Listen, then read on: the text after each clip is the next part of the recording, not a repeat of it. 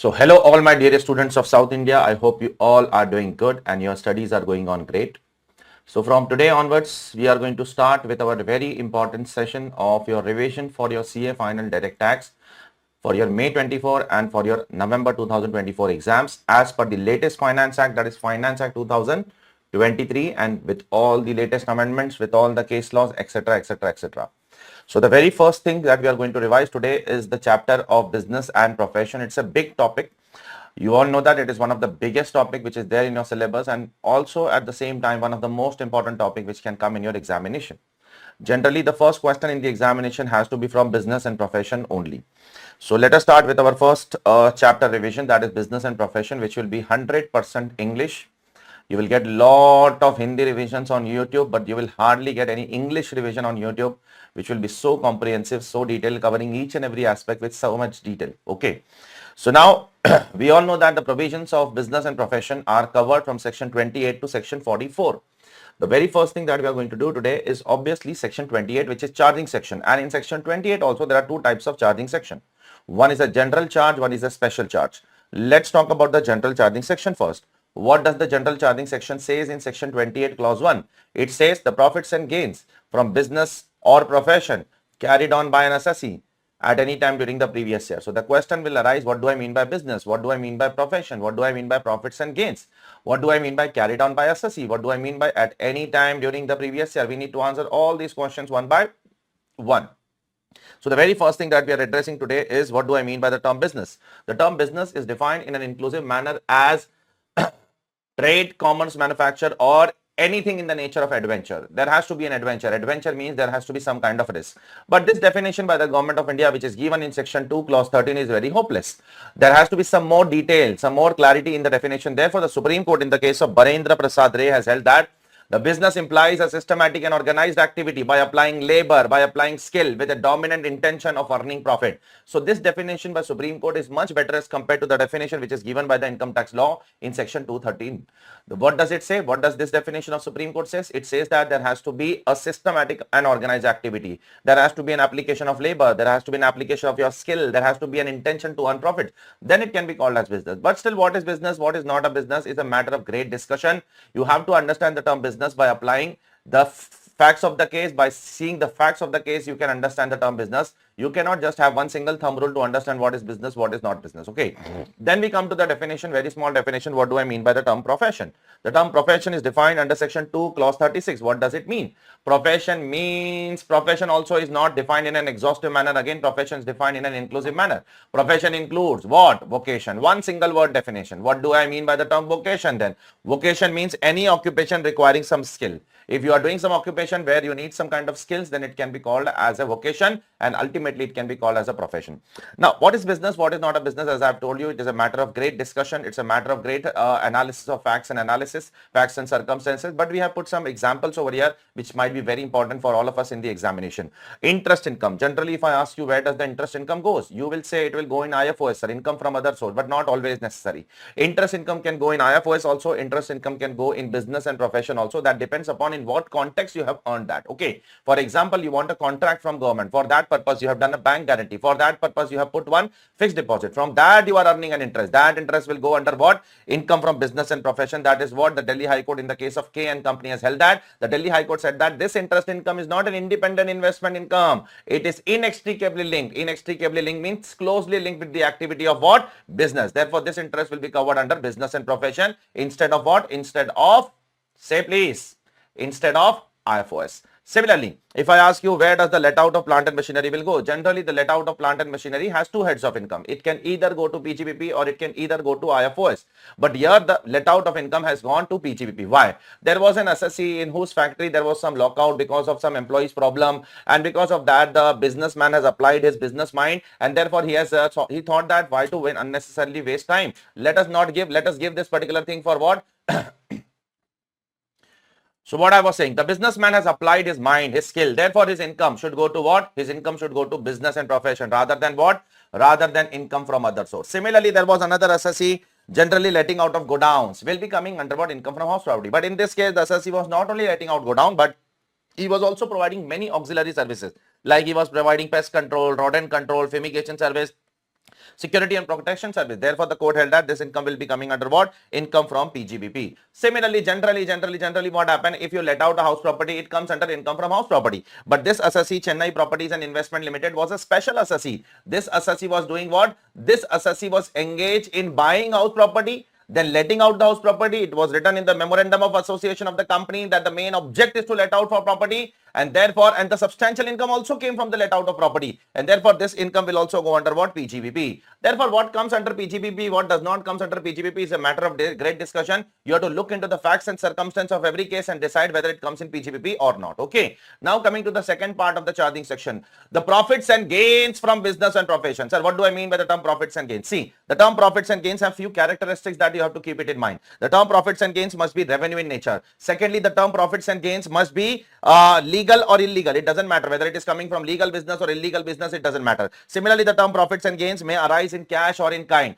Similarly, the term profits and gains must be real profits. It should not be notional profits. It should not be anticipated profit. It should not be deemed profits. It has to be absolutely a real profit. If you want to charge a notional profit, then you have to create some exceptional section like 44AD, ADA, AE, and all these sections where there is a notwithstanding clause. There has to be a notwithstanding clause if you want to create what? If you want to charge a notional profit. As you all know that section 44AD, presumptive income, starts from notwithstanding word. Similarly, ADA, AE, all these sections starts with what? A notwithstanding words. So therefore, if you want to do that, you can do it. Okay. And last 1 or 2 points in the charging section is that the business or profession shall be carried on by the assessee. Carried on by the assessee means what? Everything should be done by me only. No. Carried on by assessee means I should control the business. The control should be in the hands of the assessee. Control means the power to make decision has to be in the hands of the assessee. Then it can be called as it is done what? It is done by the assessee. It is carried on by the assessee. And last but not least, it is written in the section 28 clause 1 that the business and profession has to be done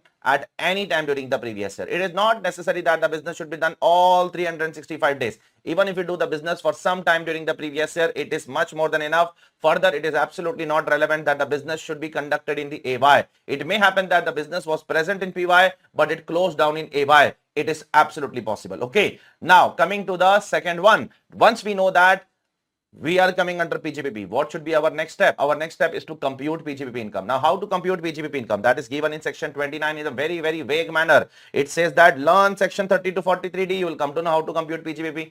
Now, what is section 30 to 43D? Section 30 to 43 is generally all the deductions of business and profession and all the disallowances of business and profession. But before doing that, we need to have one PNL. How to make that PNL? For that purpose, we need to read section 145. 145, 3 subsections are there. Subsection 1 says that if you are under PGBP or IFOS, you can follow mercantile or cash, but regularly follow. Don't change on a year-to-year basis. Similarly, if you are following mercantile system, then you have to follow the accounting standards given by CBDT, that is ICDS. You cannot follow the ICAI accounting standard anymore now. You have to follow the accounting standard given by the CBDT. And the third one, if you do not comply with subsection 1 and subsection 2, then the AO will take a power in his hands to do best judgment assessment against you. So if you do not comply with subsection 1 and 2, then there can be a initiation of best judgment assessment against you. Okay. Now then this is just a diagram of what explanation of all division of all the sections from section 30 to 36, and then section 37(1), which is general section. 30 to 36 is your specific sections. 37 is your general deduction. In specific deductions also, there are 2 types of deductions. One which is available to all kinds of assessee and one which is available to certain sector wise and not to everybody. Okay. Now coming to some special charging section. Generally in the class, we do this at the end of the subject or end of the chapter, but here we are going to do along with the book itself.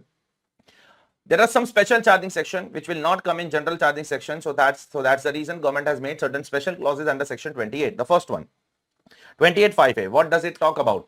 If any person gives money in cash or it also gives in kind for not carrying any activity in business and profession. Example which I have given you, the money which is given by Mukesh Ambani to Anil Ambani for not coming to his business. So if I give you some money to not do my business, so that there is no competition, then that is also chargeable under PGBP, and the person who is giving is liable to what? Deduct TDS also at the rate of 10% under 194J. 194J covers non-compete fees. This is nothing but non-compete fees. Second point, when you give any benefit or perquisition in business to anybody, so if I give you any benefit, I am very happy with your services, so I am giving you some benefits, some perquisites, then that is also taxable in your hand under PGBP. Now Finance Act 2023 has made a very small clarificatory amendment that the benefit which I am giving you, that benefit may maybe in cash, maybe in kind, partly in cash, partly in kind, it doesn't matter. And I would like to interlink this particular thing with one more thing, that from last year onwards, 2022 onwards, that if any person gives any benefit or perquisite in business to anybody else, the giver has to deduct TDS. Do you remember? The giver has to deduct TDS under 194R, which we will do in the chapter of what? TDS. Do you remember that or not? Please tell me. Now the next charging section is with respect to keyman insurance policy. What will happen if you receive the money from keyman insurance policy? That depends upon who is receiving. If it is received by employer, then taxable as PGBP. If it is received by employee, then it is taxable as salary. If it is received by the family members of the employee, that is nominees, then you can what? You can tax under IFOs. Okay. Now, the next charging section which is about export assessee. So, if I am engaged in export assessees and if I receive certain things, it will be chargeable under PGBP.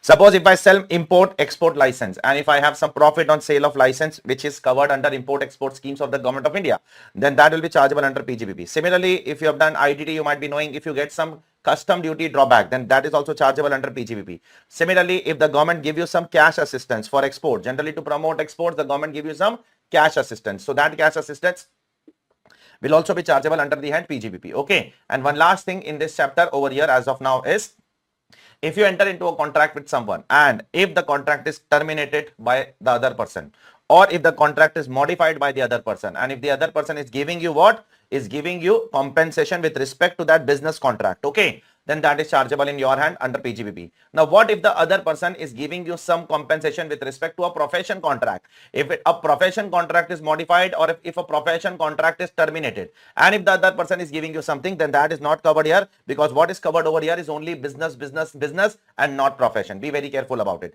Similarly, if an employment contract is terminated and if you receive something in reference of employment contract, then that is taxable under what? Under income from other source. So this is what your first topic is all about. That is your charging section. I hope it is clear to all of you, right? Now let us go ahead with the deductions. The first deduction that we are going to start today is the biggest one out of all of them, and that is depreciation.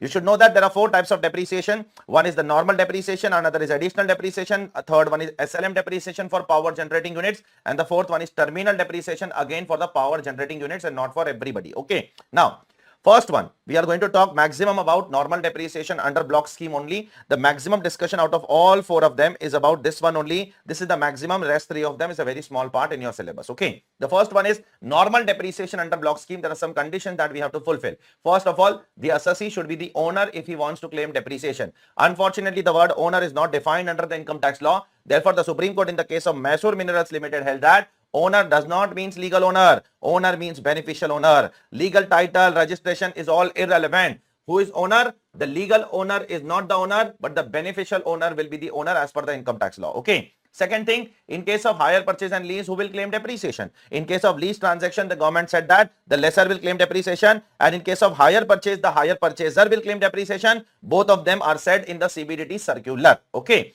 Third one is the Supreme Court very important judgment which I have discussed in great detail with you all in class. I would like to again say the facts of the case. Facts of the case to you all. There was an assessee by the name called as ICDS Limited. ICDS Limited was an NBFC engaged in leasing of cars, leasing of vehicle to the customers. Now, suppose Mr. Palani wants a vehicle from me. So, he will come to me to buy a vehicle for long-term lease purpose, 4 years, 5 years, 6 years, 8 years. So, what I will do, I will buy a vehicle and I will give that vehicle for 5 year, 6 year lease period to Mr. Palani. Okay. Now, the question is, the vehicle will be in whose name? As per the Motor Vehicle Act, the vehicle has to be in the name of the customer. Okay. And obviously, the customer is going to drive the car. I am not going to drive the car. Okay. So, the assessing officer was saying that, no, you are not the owner. The paper owner is customer owner. Customer is the owner on paper. You are not the owner. And similarly, you are not driving the car. It is the customer who is driving the car. The matter went to Supreme Court and the assessee said that we are the owner and we are using the vehicle and we should get the depreciation. The Supreme Court also said that the assessee is the owner. Owner does not mean on paper. Owner means something who has absolute power on the vehicle.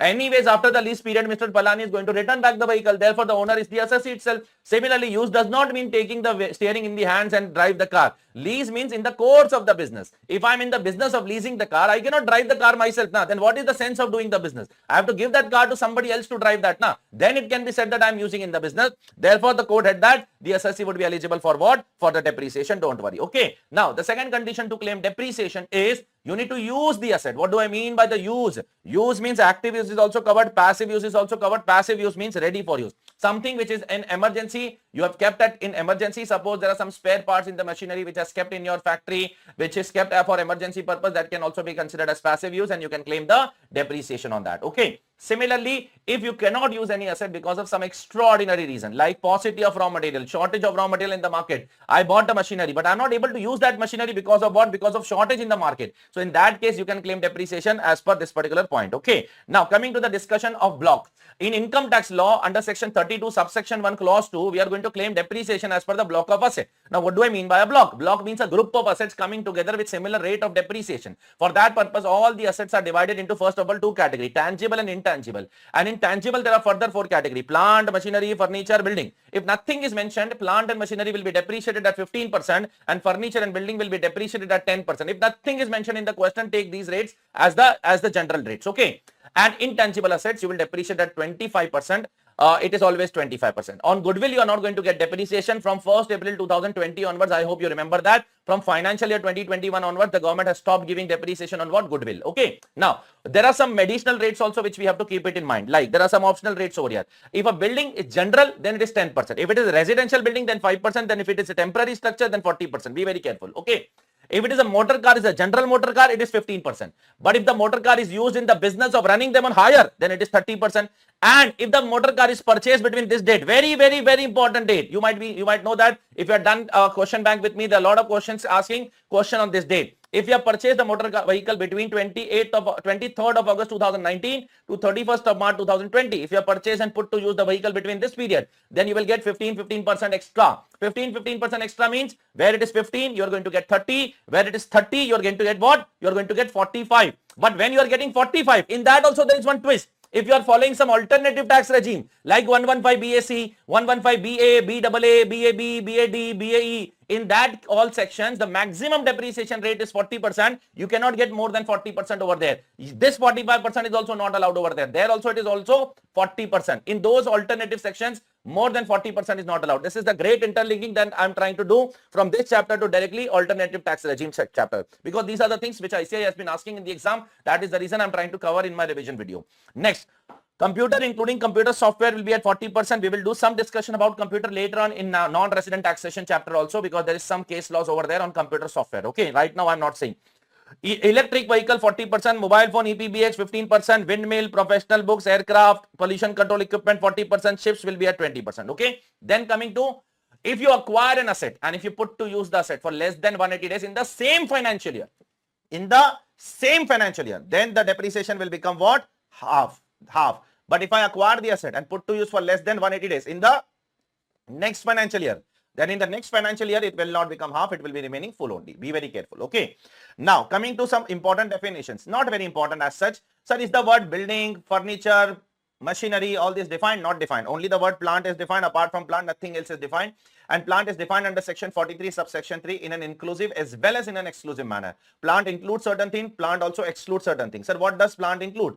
Plant include books, plant include ships, vehicles, scientific apparatus, surgical equipment, but plant does not include certain things like tea bushes, livestock, building, furniture and fittings. These are not included in the definition of plant. You will not qualify these assets as plant. Okay. Now, one very important thing which you would have done in CA Inter also to claim depreciation as per the block mechanism. On the last day of the financial year, you have to check your block and you have to see that the quantity column is not zero. Okay. And similarly, you have to see that the amount column of the block is not negative. Are you clear? Both of them have to be positive. Quantity column should have at least one asset and the amount column should have at least 1 rupee. Then only you can claim depreciation. Otherwise, you cannot claim depreciation. Next, it is mandatory to claim depreciation as per explanation 5 to section 32(1). I would not go into the reasoning of this. I have already told you in the class what is the reason behind claiming mandatory depreciation. Okay. Now coming to WDV. Sir, what do you mean by the term WDV? WDV is defined under section 43 clause 6. Under income tax law, depreciation is allowed on WDV only except one business, power generating and distribution business, where you have an option to follow what?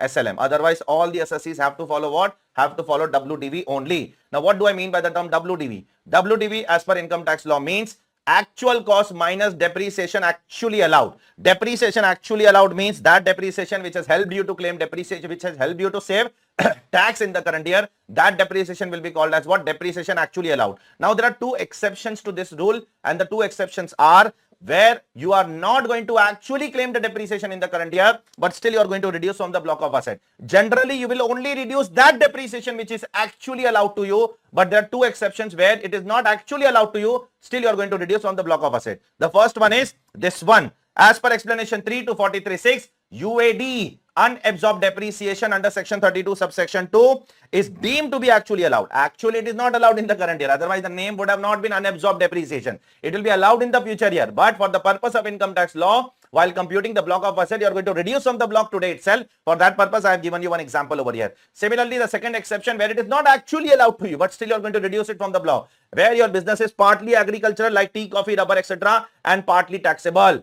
Then generally only 40% or 35% or 25% is taxable. Rest of them is exempt. But while computing the block of asset, the entire depreciation will be reduced from the block and not 40%, 25% or 35%. Be very careful. Okay. And then the next one note is there, which I have already told you, that with effect from 1st April 2020 onwards, goodwill is not eligible for what? Depreciation. Till 2019-20, it was eligible. From 2020 onwards, it is not eligible for depreciation. Okay.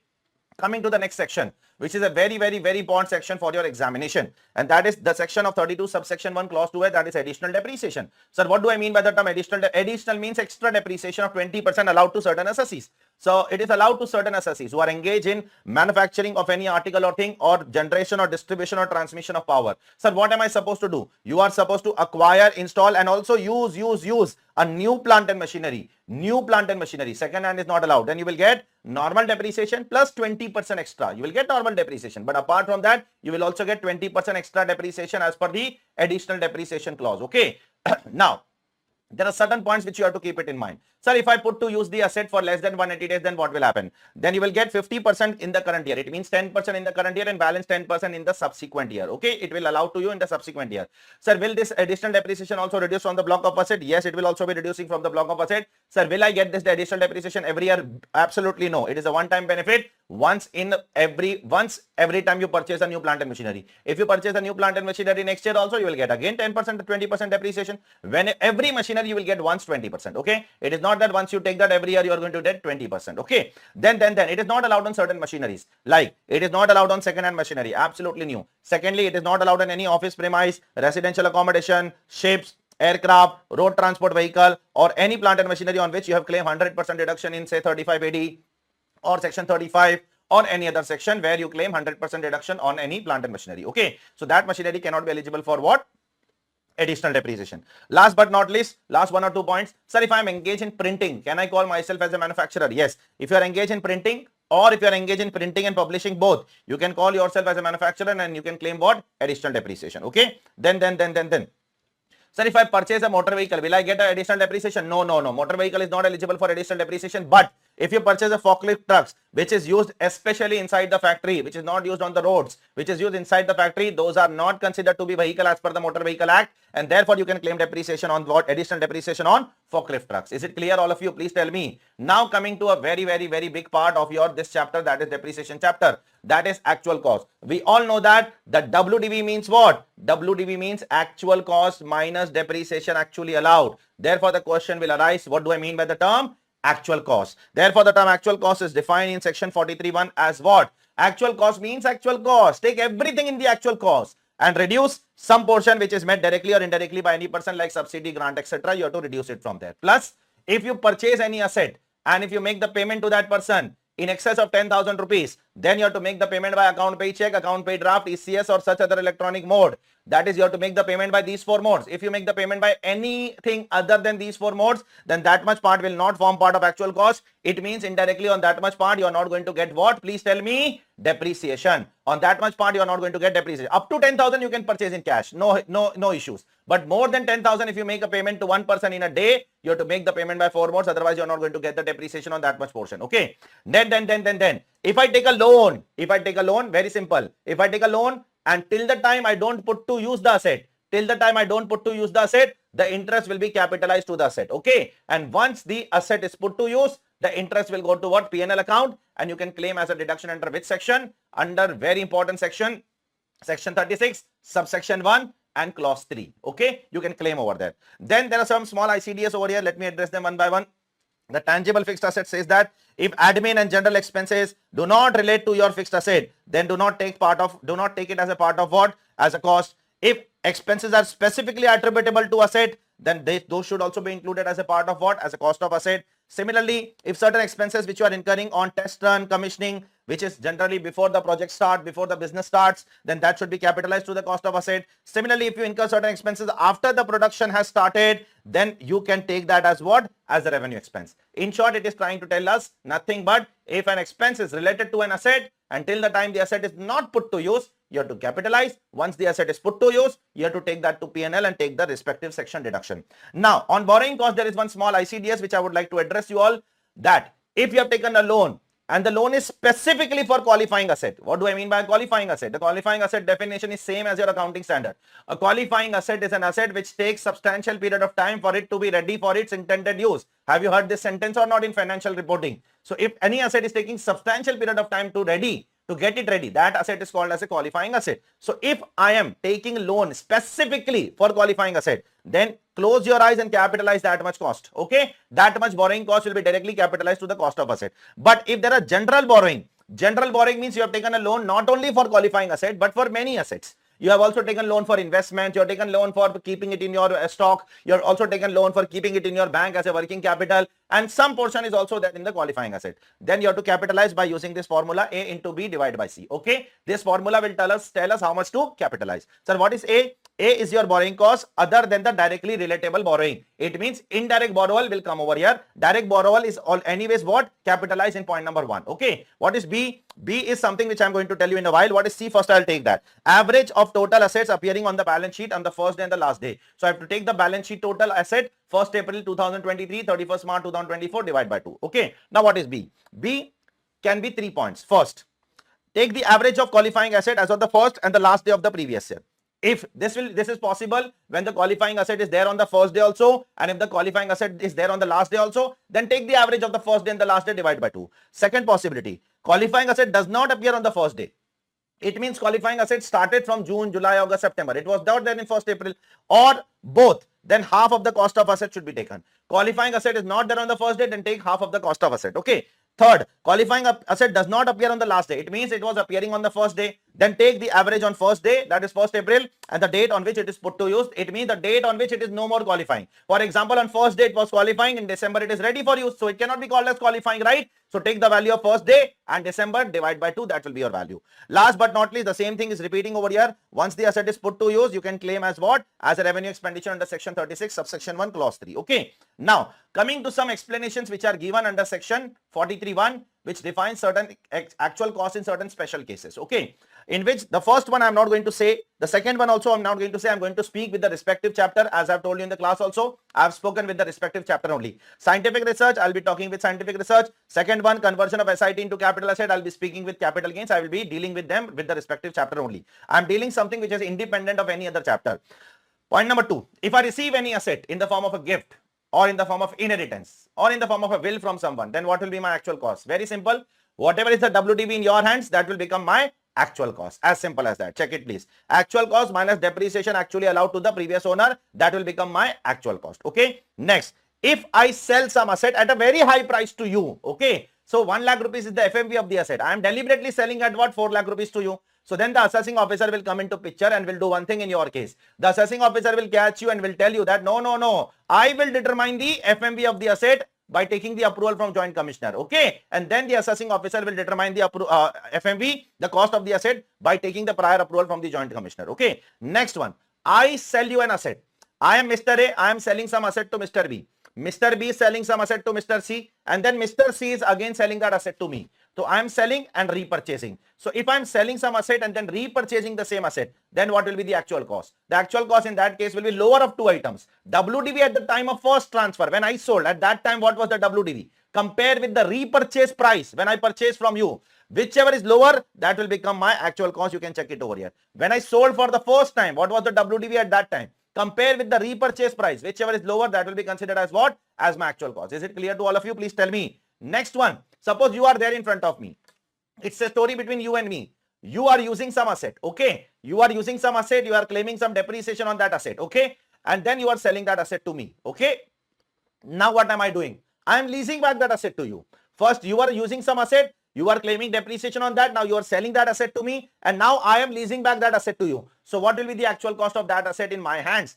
The actual cost will be WDV in your hands. Whatever was the WDV at the time of sale in your hands, that will be the actual cost in my hands. Okay, so at what price you have sold me, that is of no relevance under the income tax law. What is relevant under the income tax law? What is the WDV at the time of transfer by you? When you sold me for 5 lakh rupees, but the WDV of that asset in your hands was only 2 lakh rupees. So that 2 lakh will become what? Actual cost in my hands if I purchase from you and if I finance you back. Okay, next one. If I bring personal plant, personal machinery, personal furniture into business, my personal AC I brought into my office, my personal car I brought into my office, my personal laptop I brought into my office, actual cost will remain actual cost. Actual cost will not change in that case. Okay, actual cost will remain actual cost only.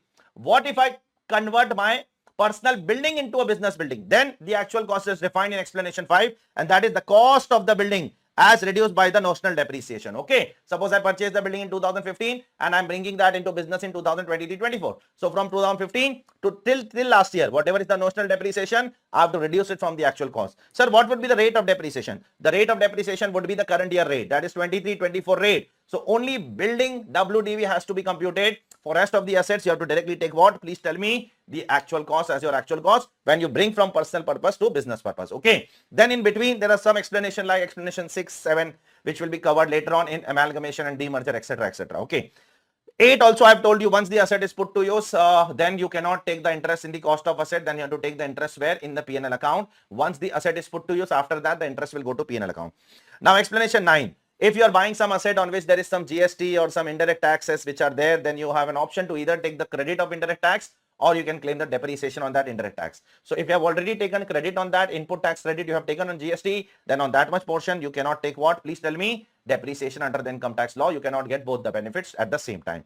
Next, if there is some asset for which if somebody has given you some subsidy, grant or reimbursement, okay, and if it is directly relatable to the asset, then reduce from the cost of asset. I am buying some asset and somebody is giving some subsidy, some grant, some reimbursement. I have to reduce from the cost of asset. Okay. Now, suppose I am not buying one single asset, but I am buying group of assets. The group of assets are worth 120 crores. In that 120 crores, I am going to buy some plant, some machinery, some furniture, some building. And if somebody is financing me 20%, okay, 20% of the entire project is financed. Then from where I will reduce the actual cost. So the law says that if you are buying group of assets, then you have to reduce proportionately from everywhere 20%. Are you clear? Please tell me. From plant 20%, from building 20%, from furniture 20%, from machinery 20%. Okay, this is what it is written over here. And one last explanation over here is, if a non-resident is bringing some assets from outside India to India for business. Suppose a non-resident was doing business outside India. He was using some computers outside India. Now he is bringing that computer to India to do business in India. So what will be the actual cost of that computer? It is nothing but the WDV in the hands of the non-resident. Okay. Assume that he was using that asset in India since the day one and find out the WDV. Whatever the WDV will come, that will become what? That will become the actual cost in the hands of non-resident in India for the purpose of doing business in India. Okay. Now coming to some very important issues. Pay attention, please. The government has made an amendment in 2015 in the definition of income. The definition of income is given under section 2, clause 24. In this clause, they have inserted one more subclause, that is subclause 18. And they have put all these items as income. All these are income. The government in 2015 said that subsidy is an income, grant is an income, cash incentive is an income, duty drawback is an income, waiver is an income, concession is an income, reimbursement is an income. If it is an income, then you have to pay tax on this. But when it is an income, if it is given by central government, state government, any authority, body or agency, then only it is income, otherwise not. Okay. Now the question will arise, what if the subsidy, grant or reimbursement is with respect to fixed asset? Then what shall I do? Because if the subsidy, grant and reimbursement is with respect to fixed asset, then we have already done explanation 10, correct or not? You have to reduce from the block of asset. So here also the law says that this is excluded. Are you clear? If the subsidy, grant and reimbursement is with respect to fixed asset, then follow explanation 10 to 43. Are you clear?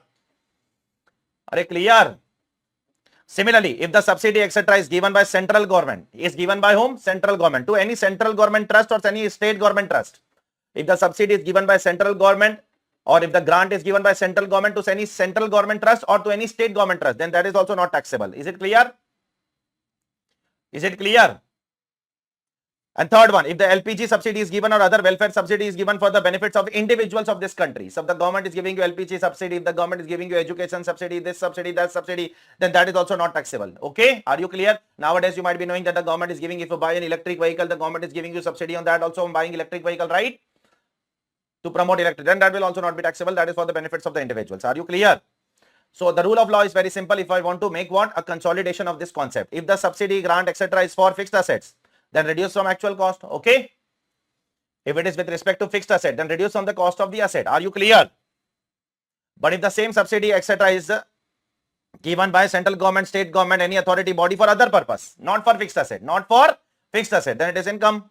And if it is given by other than these people, then it is not taxable, because what is taxable is only if it is given by these people. Are you clear or not? Please tell me.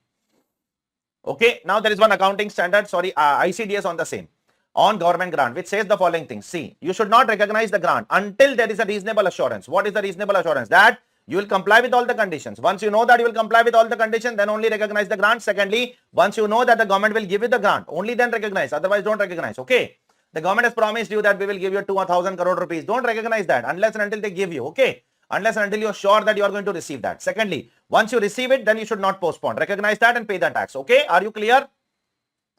Now, what is the treatment? Treatment is same as what income tax law says, that if it is with respect to depreciable asset, both these points are for depreciable asset. What is the treatment? You have to reduce from the cost, Are you clear? If it is with respect to one asset, reduce from the cost. If it is with respect to many assets, then reduce from the cost proportionately. Are you clear or not? Please tell me. Now, if the assistance is in the form of compensation, government is giving you some compensation for some loss which has happened to you, then what will happen? Then in that case, it will be taxable in the year in which it is receivable. Okay. Now, if it is with respect to non-depreciable asset, then non-depreciable, suppose the government has given you some subsidy to buy some raw materials for the purpose of making some goods. Okay. Say the government is giving you 100 crore subsidy for buying the raw material. First of all, I would like to say one more thing, that with respect to fixed asset, if I receive 100 crore subsidy, I will reduce from the cost, correct? What if I do not comply with the condition? Then am I supposed to refund that subsidy to the government? Please tell me. Then what is the treatment? Then add back. Okay. Then increase the block of the asset. Is it clear or not? When you receive, you reduce from the block. So when you have to refund it back, you have to add it to the block, right or not?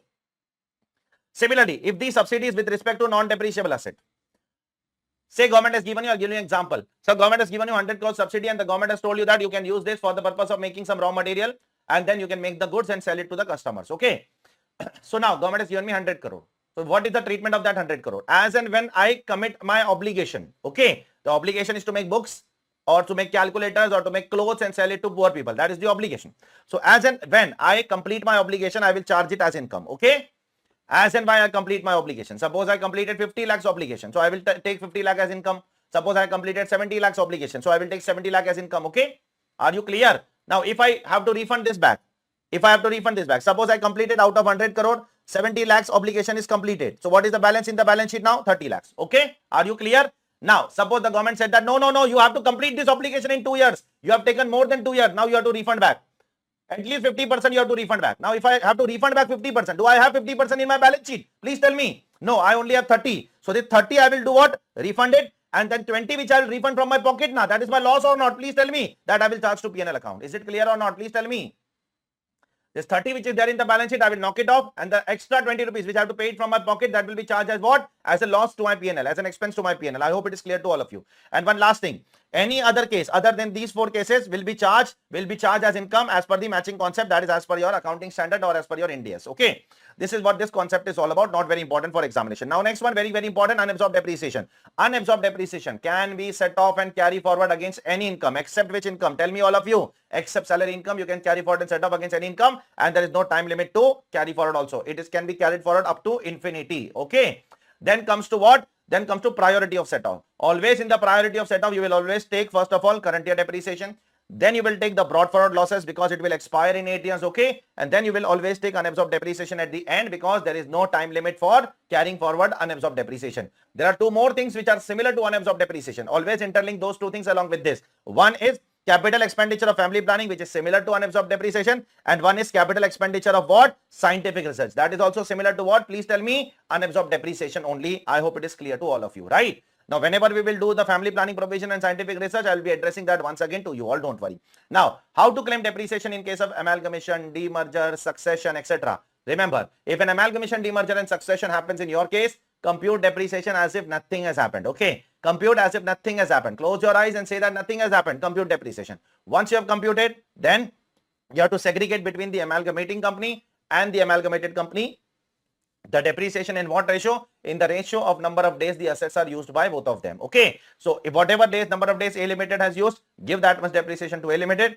And whatever B Limited has used, give that much depreciation to B Limited. Later on, the amalgamating company will send all the assets, will give all the assets to the amalgamated company. Okay. So obviously, the block will be transferred now from here to there. So what will be the actual cost in the hands of the amalgamated company? So whatever is the WDV or the actual cost in the hands of the amalgamating company, that will only become the actual cost in the hands of what? In the hands of the amalgamated company. Are you clear? So whatever is the WDV over here, that will become the actual cost in the hands of the amalgamated company. Now coming to SLM depreciation for power generating assessees. First of all, let me tell you some very important points for SLM depreciation. This is an optional section.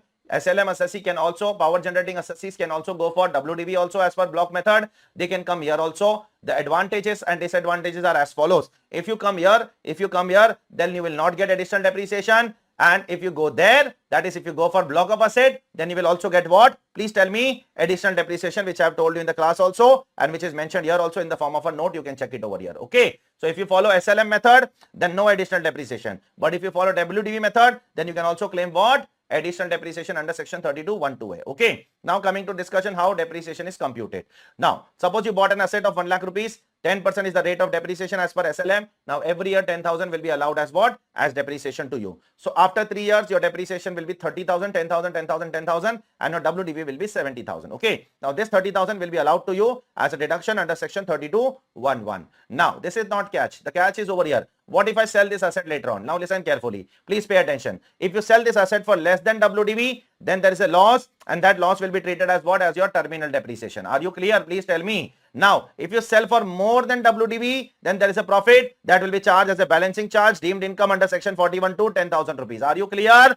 And if you sell this for 1,20,000, which is more than WDV also, and which is more than cost also. So the 30,000, which was claimed as depreciation earlier, will be charged as deemed income, and the over and above cost, whatever you are recovering, that will be charged as what? Capital gains. Is it clear? Please tell me. Over and above cost. Over and above cost, how much you are recovering? You are recovering 20,000 rupees over and above cost. That will be charged as what? As capital gains income. Is it clear? Now, there is a special charging section. There is a special cost computation section over here. What is the cost in all these three cases? If somebody asks you what is the cost of the asset, you will say 1 lakh rupees, correct? 1 lakh is the cost of asset, but it is not like that. The government says that for computing cost, you have to follow this formula. That is WDV. What is WDV? 70,000. Okay. Plus balancing charge. If it is there, you have to add that. And then terminal depreciation, you have to reduce. Then whatever amount will come, that should be taken as cost. So in first case, the cost will come to 50,000. In second case, the cost will come to 80,000. And third case, the cost will come to same 1 lakh rupees. What is the moral of the story which I have told you? Wherever there is a loss which is coming, now see, if I do directly 50,000 minus 1 lakh, then 50,000 loss will come. If I do directly 80,000 minus 1 lakh, then loss will come. So wherever there is a loss coming now, they have made the cost formula in such a way that you will come to capital gains of 0 rupees, right? And whenever there is a positive amount, they have made the formula in such a way that positive amount, positive capital gains will remain positive. Is it clear? Please tell me. Shall I go ahead? And one last thing over here is comparison of section 43A versus 43AA. 43A very important section. 43AA not very important section. But 43A very important section. Sir, what is 43A? First of all, let me tell you 43A. If you purchase a fixed asset, condition number 1, from outside India, condition number 2, in foreign currency loan, condition number 3. So if you import an asset and there is a foreign currency loan, then the gain or loss on the date of payment, not on 31st March, on payment basis, on the date of payment, the gain and loss will be adjusted in the WDV of the block of asset. If there is a loss, you will add to the loss of block of asset. I have given you example also. In the class, you can go and see that. If there is a loss on date of payment, not on 31st March, on date of payment, not like accounts, on payment basis. On accounts, you recognize loss on 31st March, correct? On accrual basis, but not in 43A. So on 31st March, you're not going to do anything. Whenever you will make the payment, at that time, if there is a loss, add to the cost of asset. If there is a gain, reduce from the cost of asset. Okay, this is what 43A says that. But what about other losses? If there is a loss on debtor, if there is a loss on creditor, if there is a foreign currency loss on expenses, if there is a foreign currency loss on what? Derivatives or some other items. Okay, then what will do? Then you will follow, other than 43A, you will follow 43AA, and in 43AA, you will follow as per ICDS, and ICDS follow the same thing which you do in accounts. That is, record the transaction on the date of transaction on 31st March, reinstate, and accordingly you can do the transaction. Is it clear, please? So 43AA covers everything except what is covered in 43A. Okay. Now what are the examples of gain or loss which covers everything that cannot come over here will come over here? You have to recognize monetary gain, non-monetary gain, translation of financial statements. If you have a company which has a branch outside India and you are converting that branch into India, then there can be gain or loss in conversion also. Then forward contract, there can be gain or loss. Foreign currency translation reserve, there can be gain or loss. This is just an illustrative list, not an exhaustive list. Everything which is other than 43A will be covered in 43AA, and in 43AA you will do the same thing which you do in accounts, reinstate on 31st March, and then on the actual date of transaction, whatever is the profit and loss, you have to book in the P&L account. Okay. Then there is one small ICDS which is similar to what you have done it in accounts, so I'm not speaking much on that. You can go through it. Okay. Now coming to what? The next deductions. What are the next deductions? Next deductions are covered in section 30, section 31 and section 36. These are the three small deductions that we are going to do in this chapter. First of all, section 30 covers 4 deductions: rent, rate, taxes and repairs of insurance, building, etc. Okay. So first expense is rent. Rent is allowed to tenant. Obviously, rent is not allowed to owner. If I am an owner of a building, I cannot pay rent to myself. Correct or not? Please tell me. So if I am a tenant of a building, I will pay rent. Okay. Rates and taxes allowed to all of them. Repairs allowed to all of them. Insurance allowed to all of them. Now I would like to speak few things about all of them. Okay. Now rates and taxes are allowed on payment basis as per 43B. We all know that 43B allowed. 43B covers rates and taxes. Okay. If you want to take deduction of taxes, you have to pay. Otherwise, you're not going to get the deduction of payment of taxes. Okay. Repairs, only revenue repairs are covered. If you do revenue repair, it is allowed. If you do capital repair, then what to do? If an owner does capital repair, the owner will add the capital repair to the cost of the building and then he will claim depreciation. Okay. What if the tenant does the capital repair? Then tenant will create a deemed building concept in its books of accounts. Okay. Tenant will create what? A deemed building concept, and tenant will also get the deduction of what? Deduction of capital repair, depreciation. Okay. Is it clear? Then comes a small point over here which is there in one of your questions. That is the reason we have covered this particular point over here. Generally, if you want to claim the repairs now, it has to be written in the agreement that I undertake to bear the repairs. Only then you are going to get the deduction of repairs. Otherwise, not. I'm talking about tenant. If it is not written in the agreement now that I undertake to bear the repairs, then section 30 will not allow you the deduction of repairs. Now what happened? Suddenly one day something happened and therefore I had to repair. The tenant had to repair, but on agreement it was not written. But still I have done it from my side. I have repaired it. Okay. So that my business is not interrupted. The landlord is saying, I am not going to repair. It is written in the agreement that you are going to repair. So I repaired from my pocket. So will I get the deduction under section 30? The answer is no. I am not going to get the deduction under section 30. But in such case, if it is incurred for the purpose of business and profession, you can claim the deduction under which section? Please tell me. 37(1). You can claim deduction under which section? Under 37(1). You can definitely claim that as a deduction. Is it clear, all of you? Now coming to section 31. Section 31 covers 2 expenses: repairs and insurance of plant, machinery and furniture. Repair again should not be capital, and then insurance you can claim. Rent is not covered. If you take plant, machinery and furniture on rent, rent is not deductible here. It is deductible under 37(1). Okay, 37(1) you can claim as a deduction. Okay. Now coming to section 36. In section 36 there are a lot of clauses. Section 36 subsection 1 there are multiple clauses. Okay. First of all, if you pay insurance premium for stocks, then you can claim deduction over here. If you pay health insurance premium for your employees, you can claim deduction over here, but you have to pay other than cash. Do not make the payment in cash. Even a single rupee, if you make the payment in cash, it is not allowed. Third one, bonus and commission is allowed over here, but bonus and commission is subject to 43B. Subject to 43B means what? It is allowed on payment basis. It is not allowed on what? Accrual basis. You have to make the payment, then you will get the deduction. Otherwise, you are not going to get the deduction. Next, one important point over is here, where such sum represents profits, then not allowed. For example, there are four shareholders in your company. All of them are equal shareholder, 25%, 25%, 25%, 25%. Out of which 2 of them are employees and 2 of them are just shareholders. Okay. So all those who are employees now, to those employees you are giving less dividend and more bonus. Okay. So if there are 4 shareholders, out of which 2 are employees, 2 are normal shareholders and 2 are shareholders as well as employees, you should pay 25,000 to everybody. Correct. So, but to 2 employees, 2 shareholders, you are paying 25,000, 25,000, and to 2 employees, you are paying only 5,000, 5,000. Okay. To only 5,000, 5,000 dividend, and the remaining 20,000 you are showing as what? As bonus. What are you trying to show? You are trying to show your dividend portion as what? Please tell me. As a bonus. And that is not allowed. If there are 4 shareholders, all of them are equal shareholders, then everybody deserves to get equal dividend. You cannot remove dividend and show that as what? As bonus and claim deduction. That will not be allowed under PGBP. Next. 36 subsection 1 clause 3. Very, very, very important section practically and academically at both the levels. That is interest on borrowed capital. What am I supposed to do to claim deduction under this section? You have to borrow money and then you have to use that money for the purpose of business and profession, and then you have to pay interest on that. You will get the deduction. Okay. Sir, use for the purpose of business and profession means what? There is a wide variety of meaning of this. You can use it for the purpose of what? Paying some expenses, for buying some assets, even for paying some rental expenses, salary expenses, buying of raw material. It's a very wider term. You can use it for various purposes in the business. Okay. So does the assessing officer have the right to dictate the rate of interest? He does not have the right to dictate the rate of interest. I can take the loan at 10%, 15%, 20%, 30%. That is my choice. Till the time I'm using that loan for business, till the time I'm paying the interest, he is nobody to tell me at why you have taken the interest at such a high rate. It is not his duty to say me. Okay. Now certain interests are allowed under section 43B. All are not covered in 43B. Let me tell you, if you take a loan from Indian banks and NBFCs, then it is covered in 43B. If you take a loan from foreign banks, then it is not covered in 43B. Be very careful. Okay. Now, there is one Supreme Court and Delhi High Court judgment of SA Builders Limited and Reebok India, the company, Delhi High Court. Now, what has happened in this case? There was an assessee by the name SA Builders. Assessee took a loan and then assessee diverted the loan to what? Sister concern. Okay. And therefore, the AO did not allow the deduction of interest to the assessee. The AO said that you are diverting the funds to sister concern. You are deliberately taking the loan and giving it to the sister concern. I will not allow you the deduction of interest. The matter went to Supreme Court and the Supreme Court said that every diversion is not a tax evasion. You have to look into the commercial expediency. You have to look into the facts and circumstances of every case.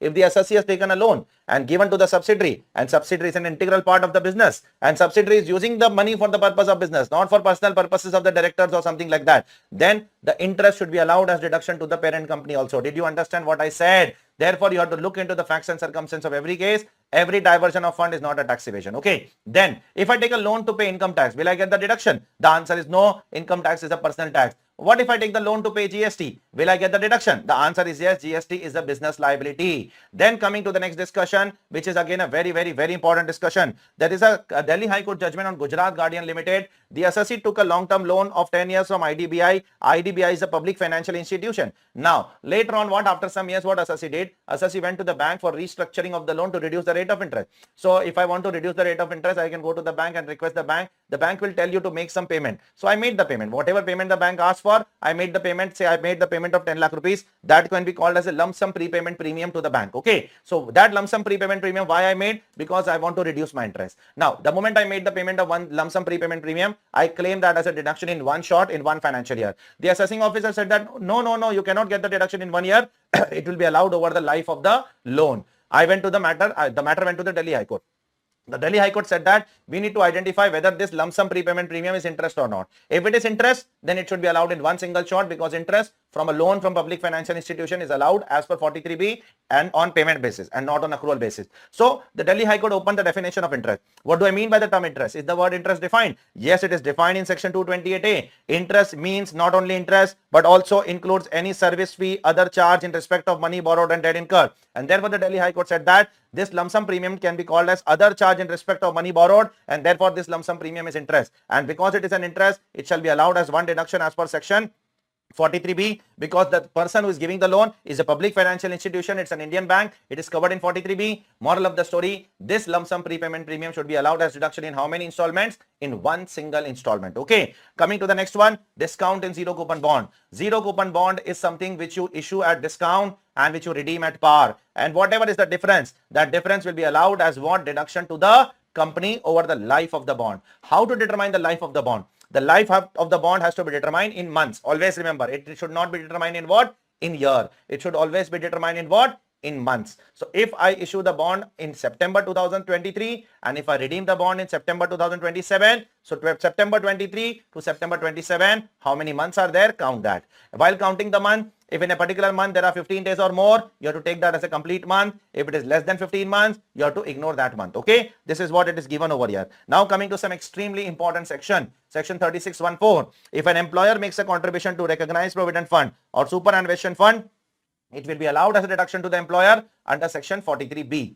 It means you have to make the payment, then only it is allowed, and the payment has to be made till when? Till the due date of filing of return. Okay, because 43B gives you the time to make the payment till the due date of filing of return. Similarly, the second one is a very famous adjustment of ICIA. They have been asking this point again and again, so please be very careful with this point.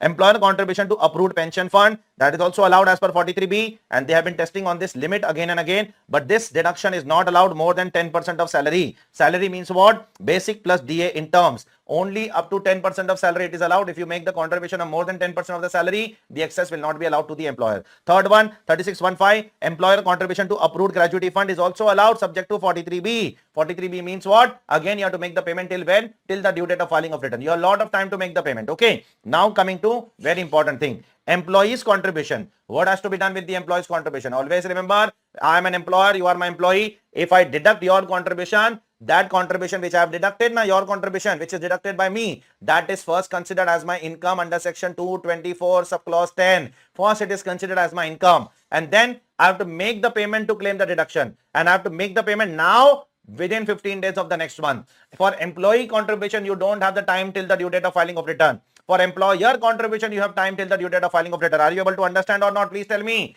For employee contribution, you have to make the payment by 15th of the following month. Otherwise, you will not get the deduction of that particular employee contribution. It will remain part of your income forever. Okay. Next, if you buy some animals, not in the form of a stock in trade, but in the form of an asset, then how will you get the deduction? It is allowed not in the year of purchase, but in the year in which the animal became useless or became dead, and you are selling their carcasses, etc., their body, etc., and you are realizing some money. So in whichever year you are selling that, in that year you are going to get the deduction as cost minus sale value. Whatever is the difference, that will be allowed as deduction to you under the income tax law. Okay. Coming to the next section, which is very, very, very important once again, that is deduction of actual bad debts. Now, actual bad debts are allowed as deduction subject to two conditions. First of all, you have to write off that debt in the books of accounts. Okay, you have to pass an entry in the books of accounts. You have to debit to the P&L account. Okay, and then the debt which you are writing off should be taken into income earlier. Then only it is allowed as what? As a deduction of actual bad debts. Okay, but for bank and money lending, even if that debt was not part of income earlier, it is allowed, because generally what happens, if I am a bank, listen now,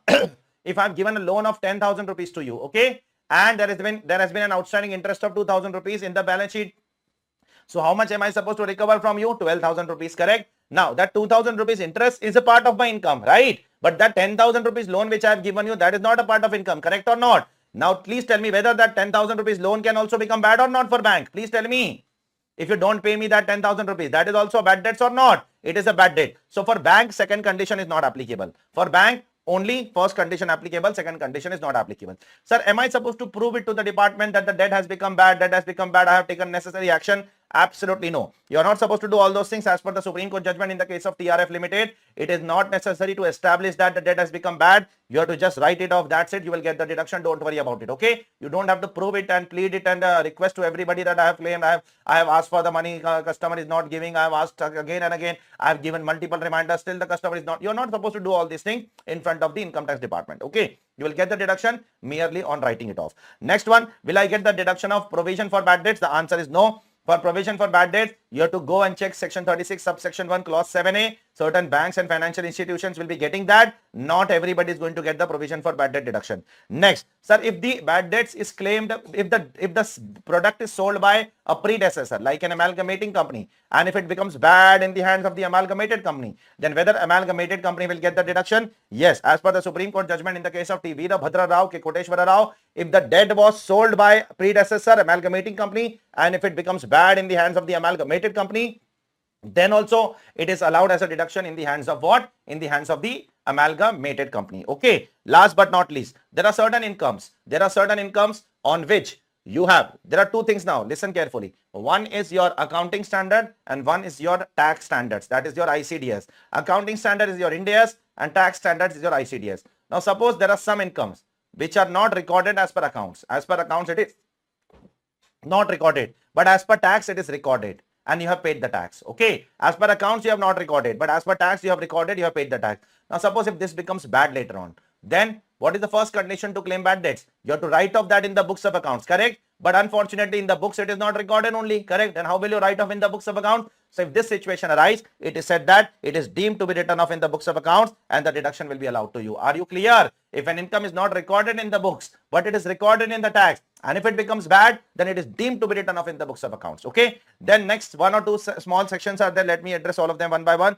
First of all, if you are incurring some expenses on family planning amongst employees, then this deduction is only allowed to companies, not to others. Okay. In that also, if it is a revenue, it is fully allowed. If it is capital, it is allowed 1/5. That is in 5 equal installment. Okay. Now, unabsorbed family planning expenses of capital nature shall be treated as what? UAD, which I have told you just some time before. Okay. Unabsorbed Capital expenditure of family planning will be treated as good as what? UAD only. Unabsorbed depreciation only it will be treated. Then coming to STT. STT will be allowed as deduction provided you are a trader in security. If you are a trader in security, STT will be allowed. If you are not trader, then in capital gains it is not allowed. Okay. Similarly, if you are a trader in commodity, you will be allowed CTT, commodity transaction tax. Next one is exclusively for cooperative society engaged in manufacturing of sugar. If you are a cooperative society engaged in manufacturing of sugar, and if you purchase a sugar cane at a price equal to or less than the price fixed or approved by the government, then only it is allowed. If you purchase at a price greater than the price which is fixed by the government, then it is not allowed to you as a deduction. Okay.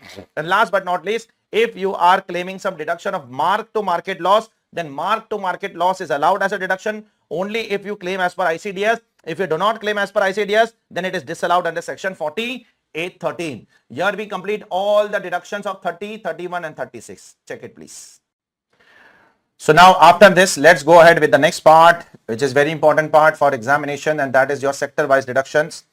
One by one, all sectors we are going to address here. Pay attention. The very first sector is tea, coffee and rubber sector in India. Okay.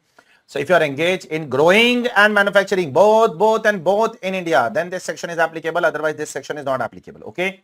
So if you are engaged in growing and manufacturing tea, coffee or rubber in India, then you can come in this section and you can claim some great tax benefits over here. So what am I supposed to do? You are supposed to go to NABARD or any other bank account and deposit an amount over there. Okay. Deposit whatever amount you wish to claim as deduction, you can deposit. Sir, what is the time limit? You have to deposit within 6 months from the end of the financial year or before the due date of filing of return, whichever is earlier. Okay. Now these 2 points are not very important. The very important point is the third one. How much I will get the deduction? The amount of deduction will be whatever amount you have deposited, compare with 40% of PGBP income. PGBP income means which PGBP income? Before this deduction and before setting off of brought forward losses. Okay. Then whichever is lower will be allowed as deduction. So focus on this particular point much. Okay. Now in the exam, if there is a question which is given to you in which there are a lot of things in the question. Okay. First of all, they will give you what? A composite PGBP income. Then they will give you what? They will give you a brought forward loss of last year. Okay. Some business losses given of last year. Then how will you solve the sum? How will you break down the sum? Suppose you are engaged in growing and manufacturing tea in India. Listen carefully. Very important point where you where you will make a mistake. First of all, you will write PGBP income. Okay. Then you will claim deduction under 33AB. Okay. 33AB, how much deduction? 40% of PGBP or amount deposited, whichever is lower. Okay. Then whatever amount will come, you will apply this over there. Okay. You will apply rule 8, rule 7A and rule 7B. What is rule 8? 40% business, 60% agriculture. What is rule 7A? Rubber. 35% business, 65% agriculture. And what is rule 7B for coffee? For normal coffee, it is slightly lower. For coffee grown, cured, roasted, mixed, etc., it is slightly higher. It is 40%. For normal coffee, it is 25%. So first PGBP income, follow the order. Then deduction under 33AB. Then whatever amount will come, you will do 40, 60, 35, 75, 35, 65, 25, 75. And then from the taxable portion, you are going to reduce what? Reduce the losses. Okay. Here you are not going to make a mistake. This is the first place where a student can make a mistake.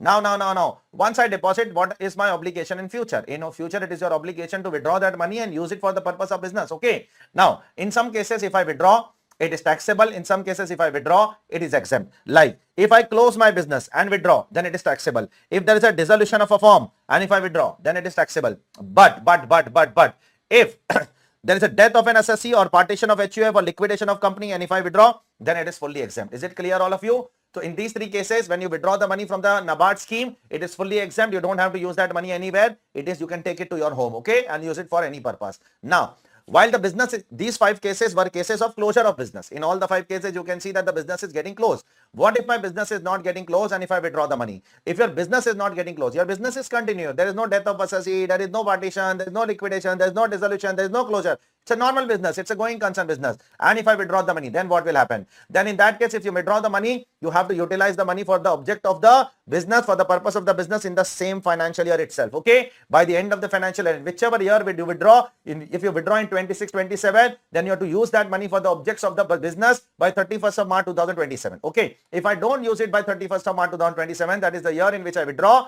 then I will have to pay tax on that deemed income. And the deemed income will also be proportionate only. 40%, 35%, 25% portion will be taxable. The entire portion will not be taxable. Be very careful. Okay. Here also a student can make a mistake. Whenever there is a deemed income under this section, only taxable portion will be taxed, not the entire portion. Okay. Now, if I withdraw the money, And if I incur some expense of say salary expense, rent expense, will I get the deduction of that expense also? The answer is no, because when I deposited the money in NABARD, I already claimed that as a deduction. So when I withdraw that money and put that in what? In the form of an expense, then I cannot claim that second benefit of the same amount. Okay. So that actual expenditure will not be allowed as deduction. Sir, can I withdraw that money and buy some assets? Yes, you can buy some assets except some prohibited assets, like you should not use that money to buy plant and machinery which is installed in office, or which is installed in residential accommodation or office appliance. Computers you can buy, computer is allowed to be bought. Okay, you can buy computers. Last but not least, if I buy an asset, you have to keep that asset for a period of 8 years. You cannot sell for a period of 8 years. 8-year lock-in is there. If you sell within 8 years, that will be deemed income. There will also be an implication of capital gains on you for selling the assets. Okay. Further, there are some exceptions in which case you can sell the asset within 8 years also. If you sell the government, it is okay. If you sell to local authority, it is okay. And if you sell in the case of a succession of a firm to a company, it is okay. Okay. These are the few exceptional cases where if you sell within 8 years, then also it is allowed by the government. Okay. Coming to the next section, which is exactly copy paste of the previous section, that is 33 ABA, which is the section of site restoration fund. Sir, what does this section talks about? This section talks about if you are engaged in extraction, prospection or production of petrol or natural gas in India, then you will get similar deduction like 33AB. What am I supposed to do? You are supposed to deposit an amount with SBI. By when am I supposed to deposit? You are supposed to deposit before the end of the previous year. In the previous section, it was till 6 months from the end of the financial year, but here it is stricter that you have to deposit by 31st March itself. And the third one is, there it was 40%, here it is 20%, rest all provisions are same as what? 33AB only, exactly copy paste, all the provisions of 33AB will apply here also. Okay.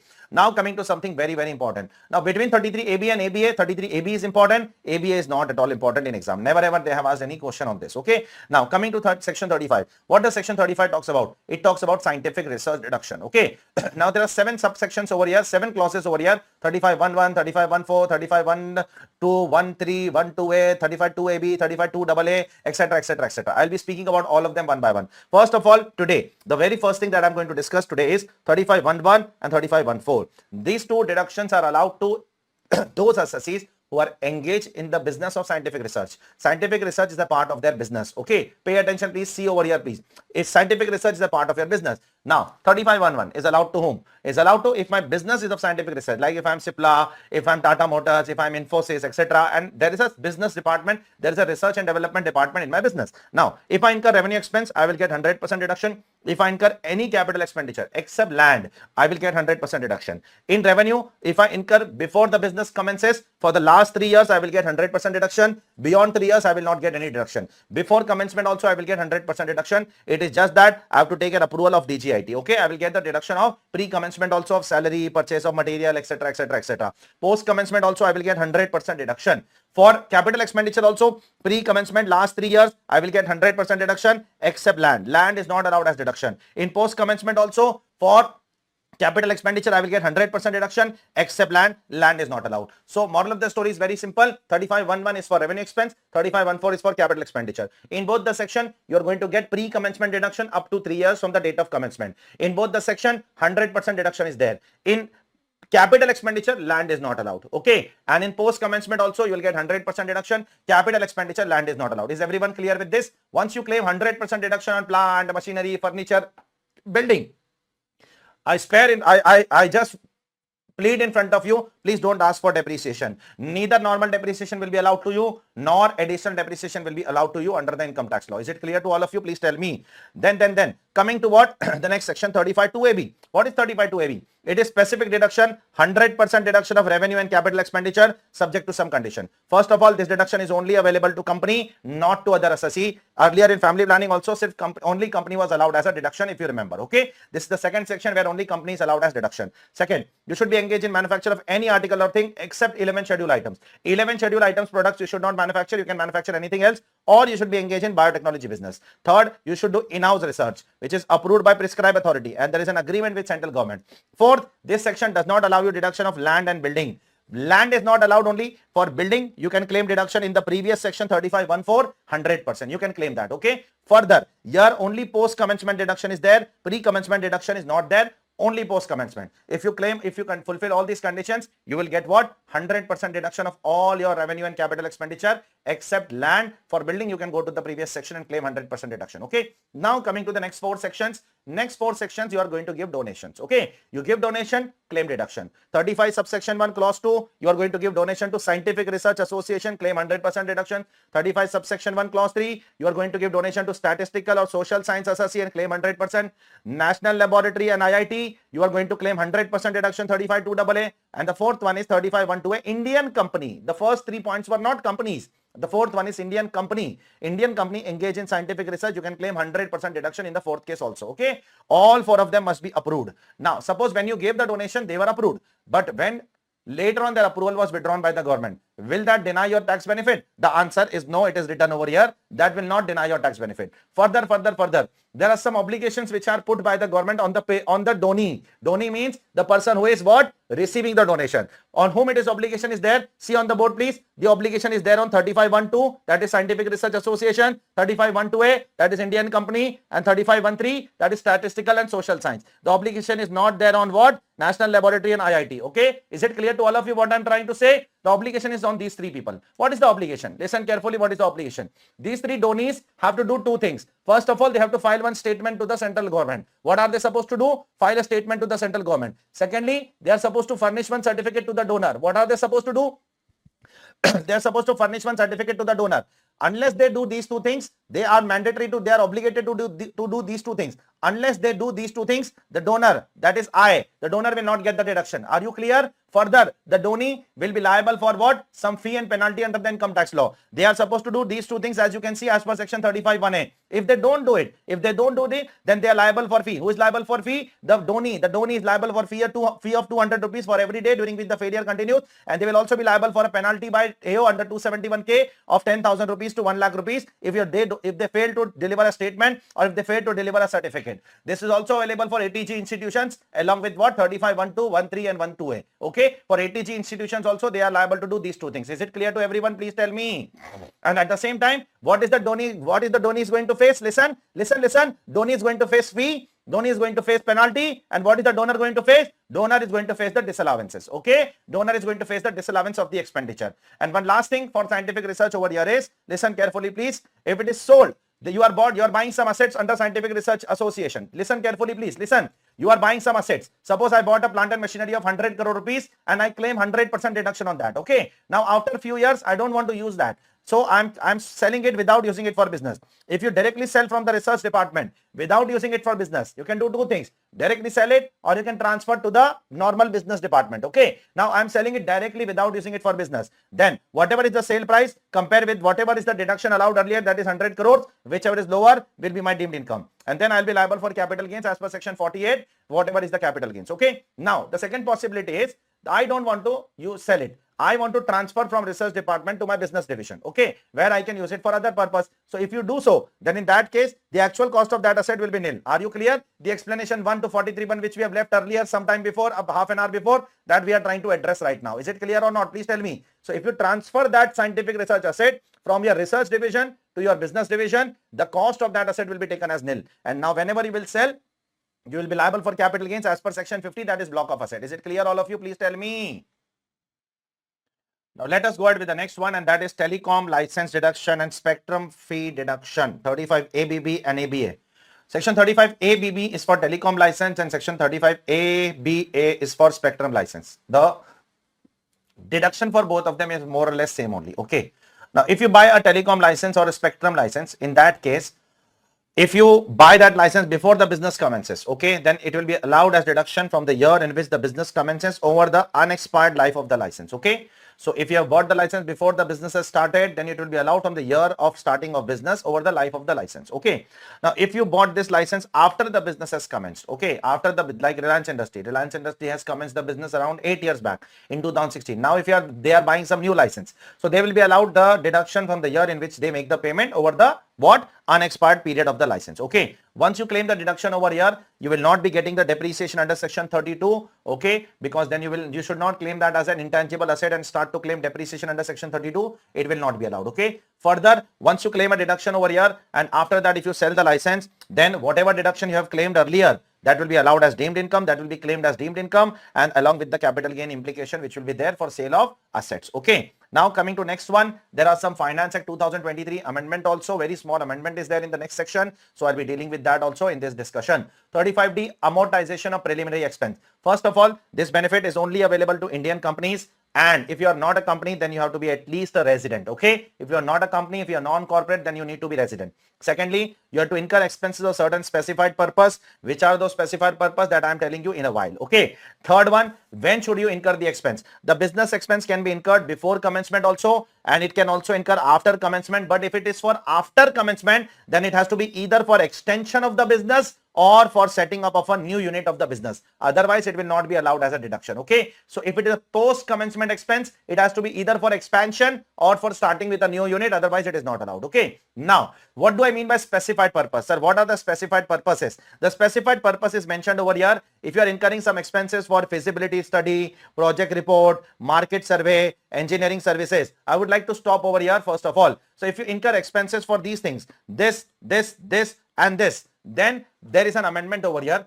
Earlier, these expenses were to be done by the assessee himself, or it has to be done through an approved concern. But Finance Act 2023 has removed the concept of approved concern. Okay. Now there is no need to get it done from an approved concern. You can do it yourself, and you can file a statement to the income tax department within a prescribed time, which was not prescribed earlier. Now it is prescribed. If you want, you can write it down in the amendment lecture. I have told you. Now the prescribed time is 1 month before the due date of filing of return. The prescribed time is till the due date of what? Tax audit. Are you clear? Till the due date of tax audit, you have to file a statement and give it to the government. Earlier, there was a condition of what? To get it approved from an approved concern. But now there is no need to do it yourself. Do it yourself. Get it, give the statement to the income tax department before a prescribed time, which is till the due date of what? Tax audit. There is no need to get it approved from an outside concern. Okay. Then apart from that, there are many other expenses which are covered over here, like drafting and printing a memorandum of association, legal expenses, expenses related to public issue of shares, debentures, and many other expenses which can be notified by CBDT. Now, the important thing over here is how much deduction is allowed. First of all, you are supposed to compare 5% of cost of project with the 5% of capital employed. Sir, 5% of cost of project means what? Cost of project is nothing but your fixed asset. Okay. And capital employed is nothing but share capital, debenture, and long-term borrowing. Sir, on which date we are supposed to compare both of them? You have to see higher of the two. But on which date, sir? On the last day of the previous year, on the last day of the previous year in which the business commences, or in which the business is expanded. Okay. In whichever year your business is commenced, or in whichever year your business is expanded, you have to take on the last day of that particular year. Is it clear? And then you have to consider whichever is higher. Is it clear, all of you?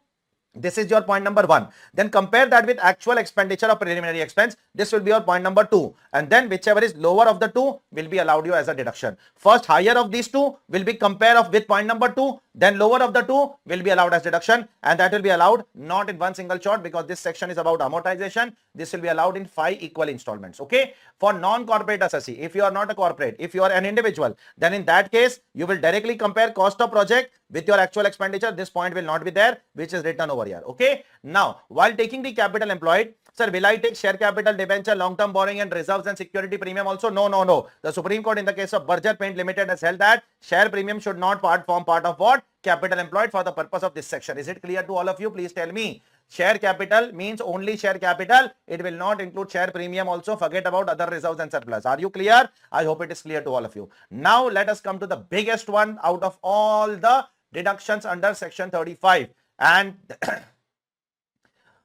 35AD. Pay attention, please. There are first of all 14 businesses which are eligible for deduction under section 35AD. Which are those 14 businesses? First of all, cold chain facility, 100% deduction. Cold chain facility for certain products. Warehousing of agriculture products. Hospital at least 100 beds. Housing project for affordable housing. Production of fertilizer. Cross-country natural gas pipeline, crude oil pipeline, petroleum pipeline. Hotel at least of 2-star and above category. Housing project for again slum redevelopment. Here it was affordable housing. Here it is slum redevelopment. Inland container depot, container freight station. Then production of honey, beekeeping and beeswax. Warehousing for sugar. Then apart from that, slurry pipeline for transportation of iron ore. Semiconductor wafer fabrication unit for manufacturing of chips which are used in electronic products. Okay. Then comes the last one, infrastructure facility in India, not outside India.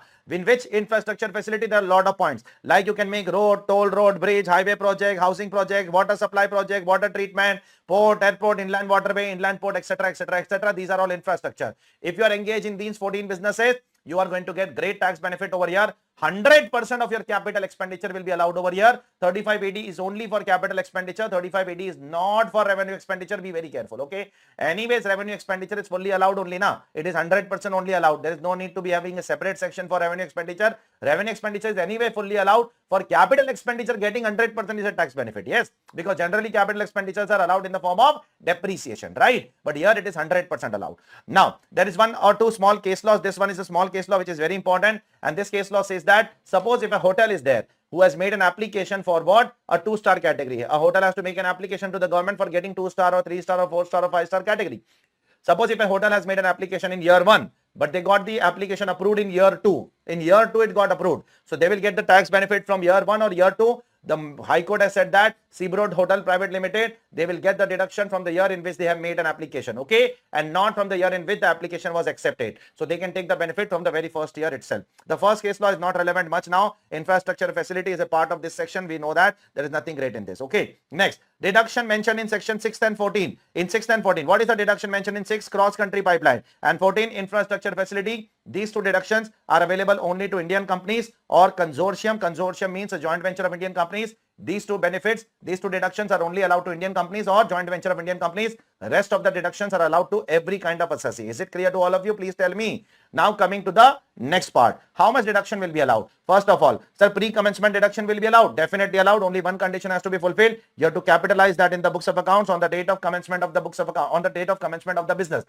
Whatever pre-commencement expenditure you have done, you have to capitalize in the books of accounts. You will get 100% deduction. Sir, what about post-commencement? Post-commencement also 100% allowed. Some deductions are not allowed in pre as well as post. Like land, not allowed. Goodwill, not allowed. Financial instruments, not allowed. And if you are making a payment for an asset for more than 10,000 rupees in a day, then you have to make the payment by 4 modes: account pay check, account pay draft, ECS or such as the electronic mode. Otherwise, that will also not be allowed to you. Up to 10,000 cash payment is allowed. About 10,000 if you make the cash payment, that will not be allowed as deduction under 3580 also. Then certain more conditions that you have to fulfill as an assessee. Your business should not be formed by splitting up or reconstruction of an existing business. In short, it has to be a new business, absolutely new business. Okay, in class I have given you example. Ajay Limited, Vijay Limited, before budget, Ajay Limited, then budget came, then you closed the old entity and make a new entity by the name of what? Vijay Limited. That is not allowed. Your business has to be absolutely new business and not an old business. Second, you should not have second-hand plant and machinery in your business. But second-hand plant and machinery up to 20% of total value is allowed. Further, second-hand plant and machinery, if it is imported, then second-hand plant and machinery is accepted. It is allowed, provided no depreciation was claimed earlier. So if there is an imported second-hand plant and machinery on which depreciation was not claimed earlier, you can take that as a benefit under this section. Further, once you claim a deduction under 3580, you cannot claim deduction under 10AA or chapter 6A, profit link deductions not allowed. Okay. Further, you cannot claim deduction under section 32, normal depreciation, additional depreciation, nothing is allowed. Okay. Then there is a special benefit for hotel industry. For hotel industry, what is the words used in the section? The words used in the section for hotel industry, they have to build and operate the hotel. Then they are eligible for benefit. They have to build and operate, build and then operate. But hotel industry does not work like that. I am Tata Taj Hotel, or I am Oberoi, or I am, say for that matter, I am Leela Palace. Okay. So in this businesses, I am builder. I will build the hotel. I will own the hotel, and the operations will be transferred to the what? Franchise. So in that case, the franchise model is a very important model in hotel industry, which the government missed when they brought this particular section. So later on, they amended the section. They said that hotel will get the deduction, Taj will get the deduction, even if they transfer the operation, but they continue to own the hotel.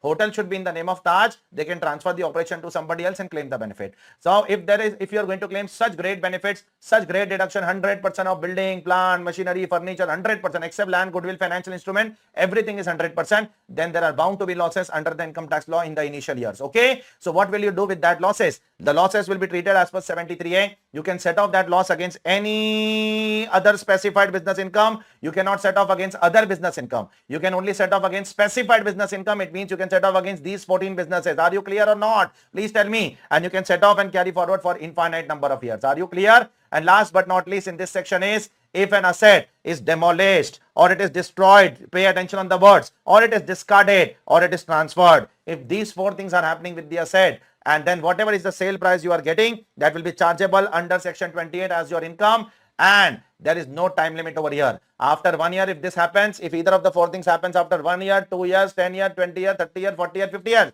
Whenever these things happen, in that year it will be taxable in your hand without any time limit. There is no time limit over here. But there is second deemed income over here. If you buy an asset, say 100 crore building I bought, okay, then after 2 years in the third year, I'm using that building for non-specified purpose, then there is again a deemed income which is standing for you. You cannot use that specified asset for a period of 8 years for any other purpose. There is a lock-in of 8 years. That for 8 years you have to use that specified asset only for specified business. You cannot use for other purpose. So after 2 years in the third year, I'm using that building for other purpose. Then there is a mechanism to compute deemed income. It is not directly arrived. Then deduction allowed 100 crore minus depreciation of 2 years. How much depreciation will be allowed on building for 2 years? First year 10 crore, second year 9 crore as per WDV, correct? Then 81 crore will be what? My deemed income as per this particular section. So be very careful. If you destroy, discard, transfer or demolish, then directly sale price will be deemed income. But if you misuse the asset for other purpose, then you have to derive the deemed income in the following manner. Are you clear?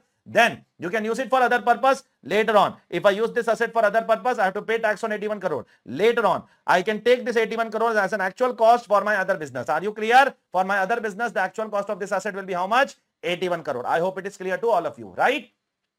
Coming to the next section, that is section 35E. Sir, what is section 35E? Section 35E is only applicable for Indian companies and for resident assessees. It is not available for other assessees. Okay. Sir, what is the nature of this deduction? The nature of this deduction is you are extracting, you are prospecting some minerals, etc. like coal, limestone, iron ore, etc. You are incurring some expenses on that. Okay. So whatever expenses you have incurred, amount incurred by you minus the amount which is made by any authority. So for extracting the limestone or extracting the coal or iron, if the government is helping you some amount, you can reduce that much from there. Okay. Now when the expenditure should be incurred? See, the expenditure should be incurred in the year in which you extract the coal and earn the money. That is the year of commercial production and the last 4 years. For example, 2023-24 is the year in which I started earning money from that particular mine. So that year will be called as year of commercial production. Okay. So that year and last 4 years will be considered as the qualifying year. So you have to incur expenses in these 5 years, current year and the last 4 years.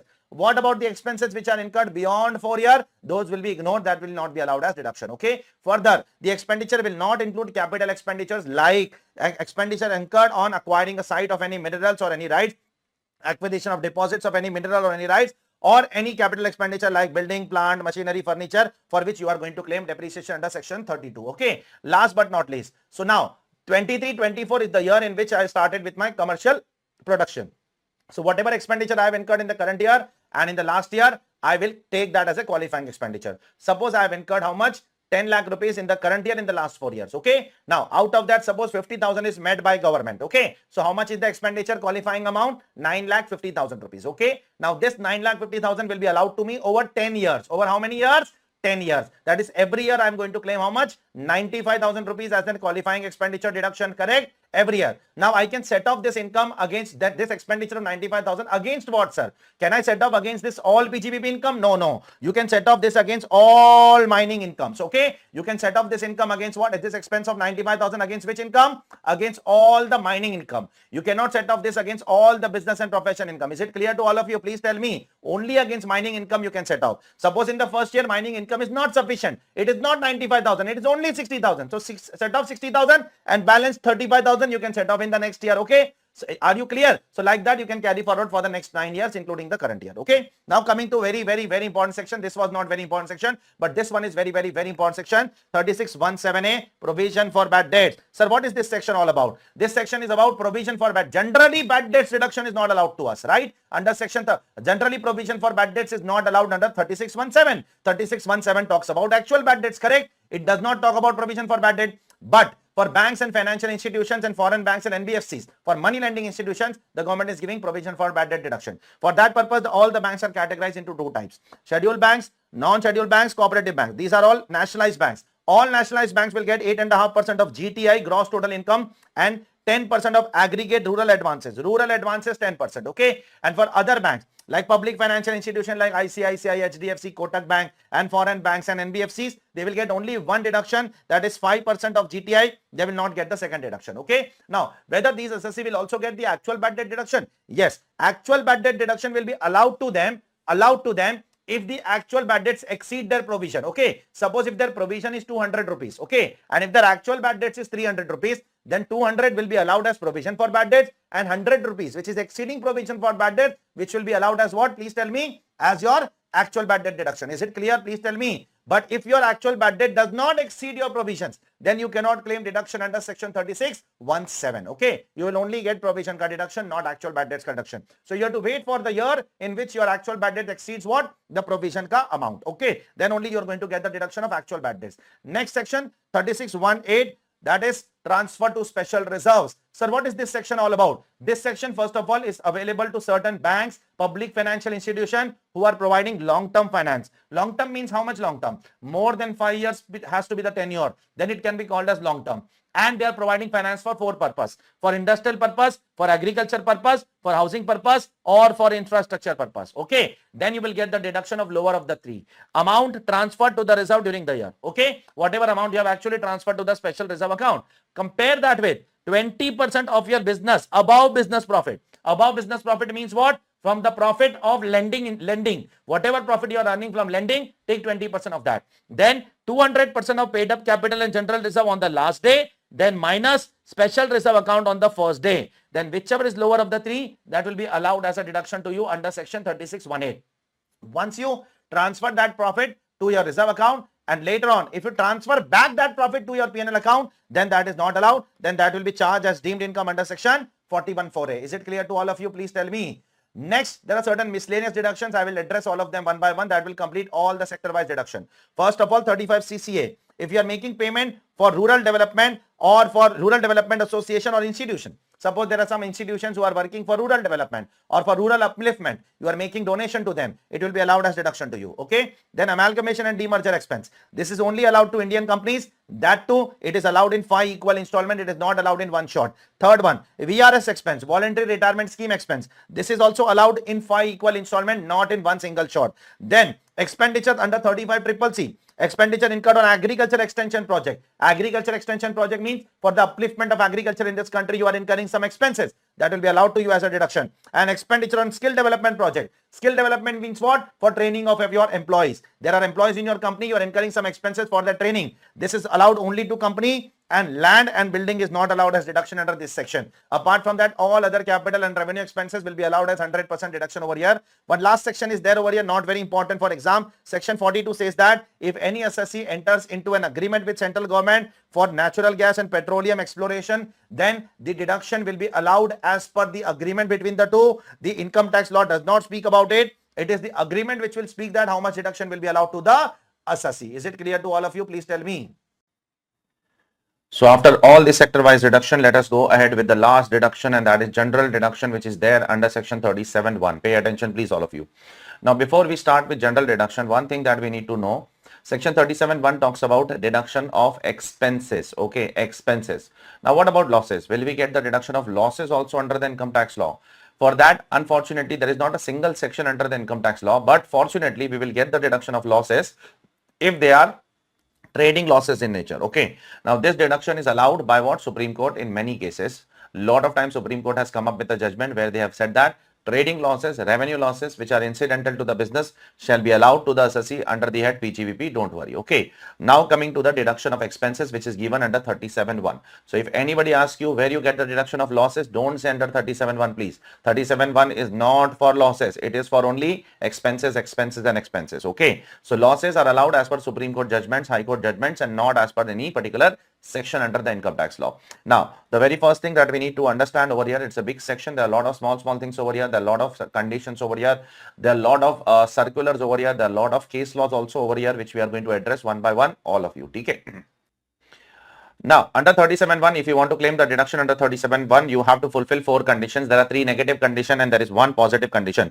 The 3 negative conditions are your expenditure should not be covered in section 32-36. Okay. Second, your expenditure should not be personal in nature. Okay. Your expenditure should not be capital in nature. These are the 3 negative conditions that you have to fulfill. And 1 positive condition, you should incur the expense wholly and exclusively for the purpose of what? Business and profession. Then only you are going to get the deduction under section 37(1). These are the 4 conditions, 3 negative, 1 positive condition which you have to fulfill. Okay. Now, there are some explanations below section. Please pay attention over here. There are some explanations below the section. First explanation 1 to 37(1), which talks about if you incur any expense which is illegal in nature, which is prohibited by any law, or which is an offense under any law, then that expenditure will not be allowed. Now the question is, the expenditure which I am incurring should be an offense under which law? Under Indian law or under foreign law? So the provision says that whether you break an Indian law or whether you break a foreign law, which is a law which is outside India, both will be disallowed under the income tax law. Okay, you cannot incur an expense which is prohibiting any Indian law also and which is prohibited under any foreign law also. Okay, second point is with respect to this point has come for pharma companies and doctors. Okay, now pharma company does what? Pharma company gives what? Some kind of freebies to the doctors, so that doctors recommend their medicines to the customers, to their patients. Okay, now such things are not acceptable under Indian Medical Council Act.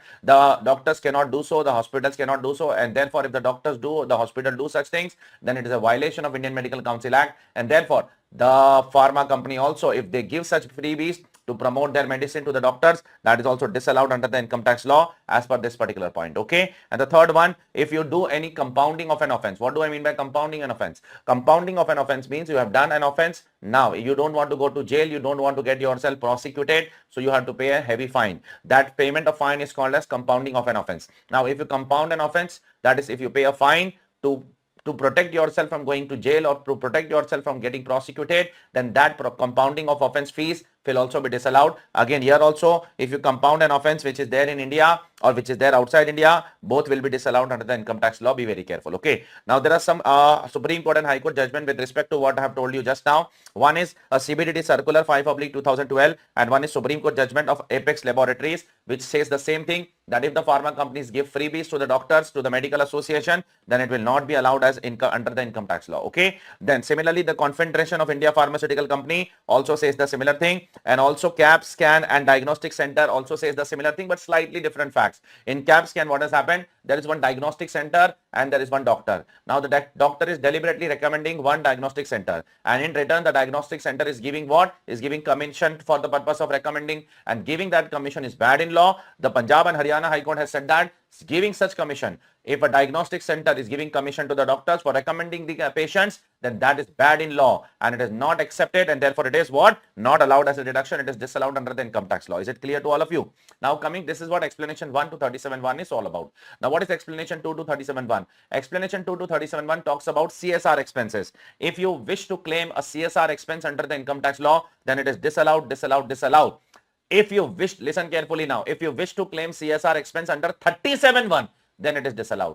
But if your CSR expense is covered under some other section, like if your CSR expense is covered under ATG, like Swachh Bharat is a CSR expense, Clean Ganga program is a CSR expense, PM Care Fund is a CSR expense, giving scientific research donation under section 35.1 to 35.13 is a CSR expense.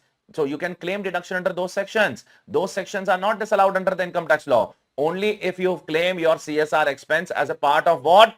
37.1. Then under 37.1, those expenses will be what? Please tell me. It will be disallowed under the income tax law. Okay. Coming to the next point. What is the treatment of penalty paid under the income tax law? Listen, don't make a general statement that penalty is disallowed, penalty is disallowed. It's not like that. You need to see the nature of the penalty. If the penalty is penal in nature, penal means if it is for breaking a law, if it is penal in nature, then it is disallowed. Penal means something which is for breaking a law. But if the penalty is compensatory in nature, compensatory means if there are some contracts which you are violating, so you are making delay in fulfilling the commitment, so you are making some payment in the form of a compensation, then those compensatory penalties are allowed. Like if I don't complete your batch on time, I have to give you some compensation. So that is a compensatory penalty from my side that is allowed under the income tax law. That is not broken under any law. That is a very mild contract between the customer and the supplier. Okay. Therefore, penal penalties are disallowed. Compensatory penalties are not disallowed. Okay. Now, income tax penalties are also disallowed because it is penal. Income tax interest is also disallowed because it is personal. Okay. GST interest is not disallowed because GST is a business liability. Penalty under direct and indirect tax, both are what? Both will not be allowed. Listen carefully. If I write GST over here, if I write income tax over here, penalty, both will be disallowed. Interest, GST will be allowed, income tax will be what? Disallowed. This is a simple chart that I can say for penalty and interest for GST and income tax. Okay. What about key man insurance policy? Before that, there is one small point which I would like to address. If you give any secret commission, that will not be allowed. Secret commission is a kind of bribe to get some contract, and therefore bribe is disallowed under the income tax law. Secret commission is a fancy name to the word bribe. Bribe ka fancy name hai wo. Okay. If it's a very fancy name given to the word bribe. So that is not allowed under the income tax law. What about key man insurance policy? Key man insurance policy premium is allowed because it is for business. What about if a firm pays a premium for the partner? That is also allowed if partner is important to the firm. If the absence of partner will disrupt the business. If the absence of partner will disrupt the business, then it is allowed under the income tax law, because that partner is very important partner for your business. Okay. Now coming to very landmark and important judgment.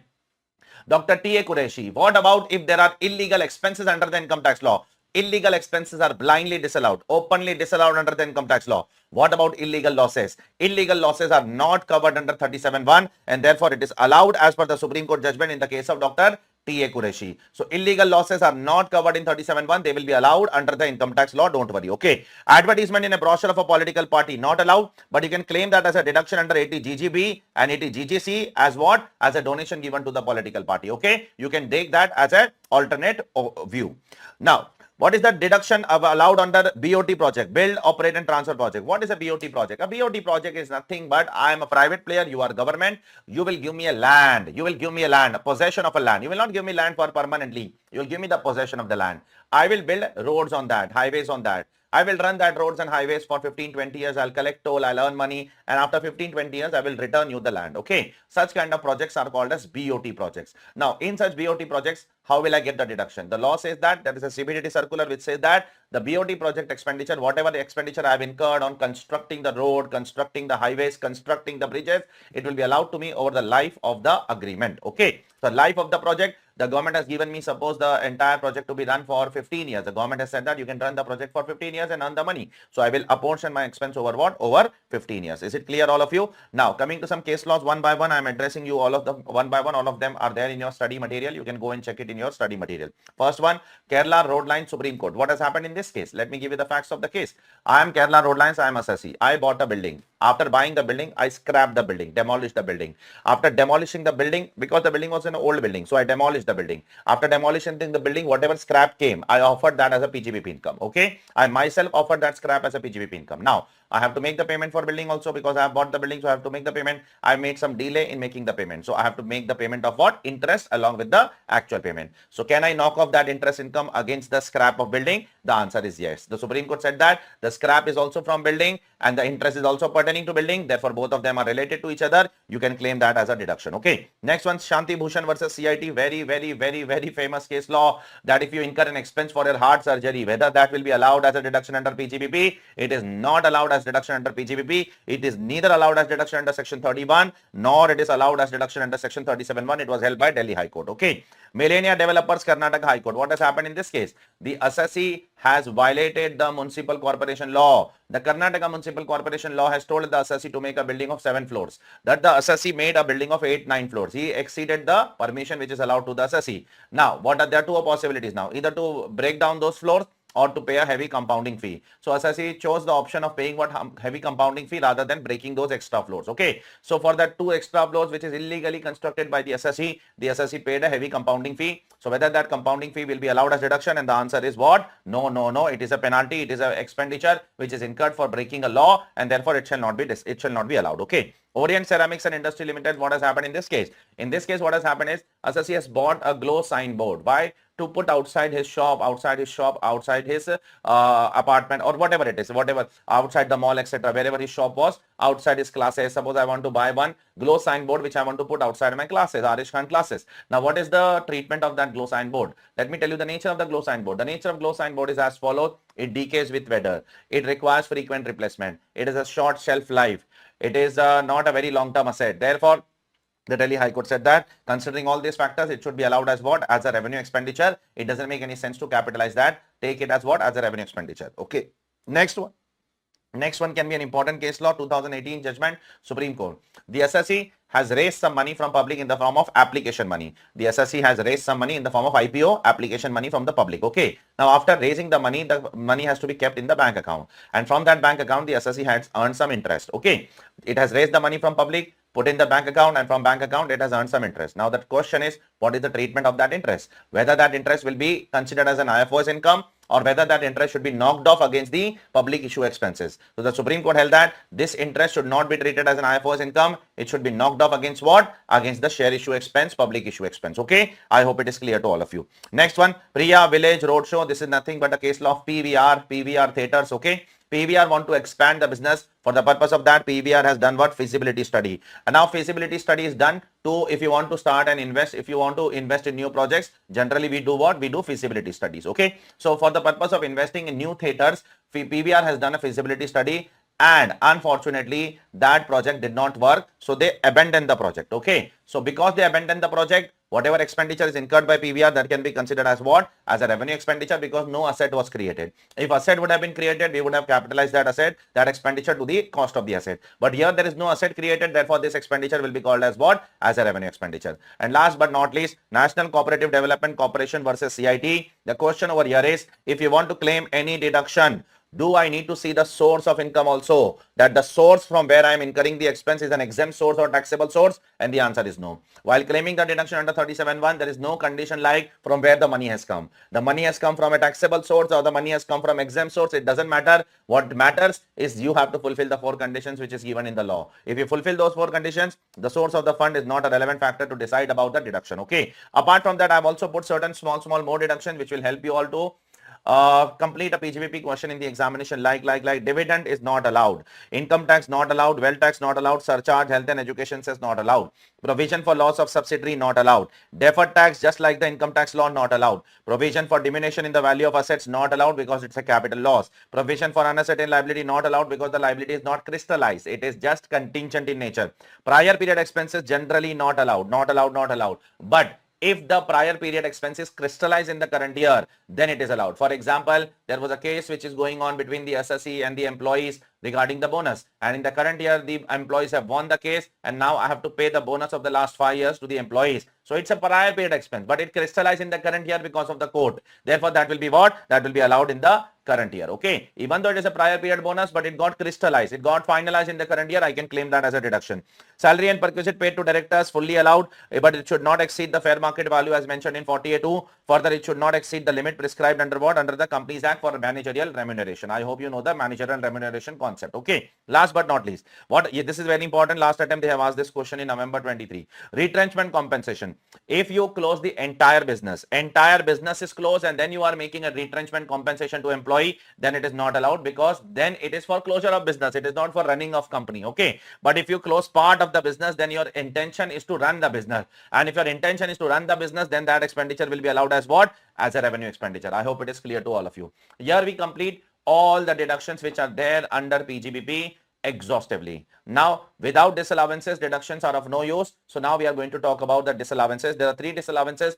One is given in section 40 capital A, another is given in section 40 small a, and the third one is given in section 43B. These are the 3 disallowances that we have to see one by one. Okay. Shall we start? Let us start with the first one, section 48(2). What does section 48(2) says that? 48(2) says that if you make excess payment to certain specified person in respect of an expenditure, then the excess payment will be disallowed. Your payment should be legitimate. It should not exceed the fair market value. It should not exceed the needs of the business. It should be a genuine payment here. You should not make excess payment to your related parties. If you make excess payment to your related party, the excess portion will be disallowed. Entire amount will not be disallowed. Suppose you are making a payment of 1 lakh rupees, but the market value of that payment is only 60,000. Then 40,000 will be disallowed. Entire 1 lakh will not be disallowed. Now, who are the specified person to whom you should be very careful while making the payment? First of all, if the assessee is individual, then the relatives of the individual, that is my spouse, my brother, my sister, and my lineal ascendant and lineal descendant. What do I mean by lineal ascendant and lineal descendant? Lineal descendant means my parents, my grandparents. Lineal ascendant means my children, my grandchildren. It is my immediate upward family and immediate downward family. Okay, is it clear to all of you?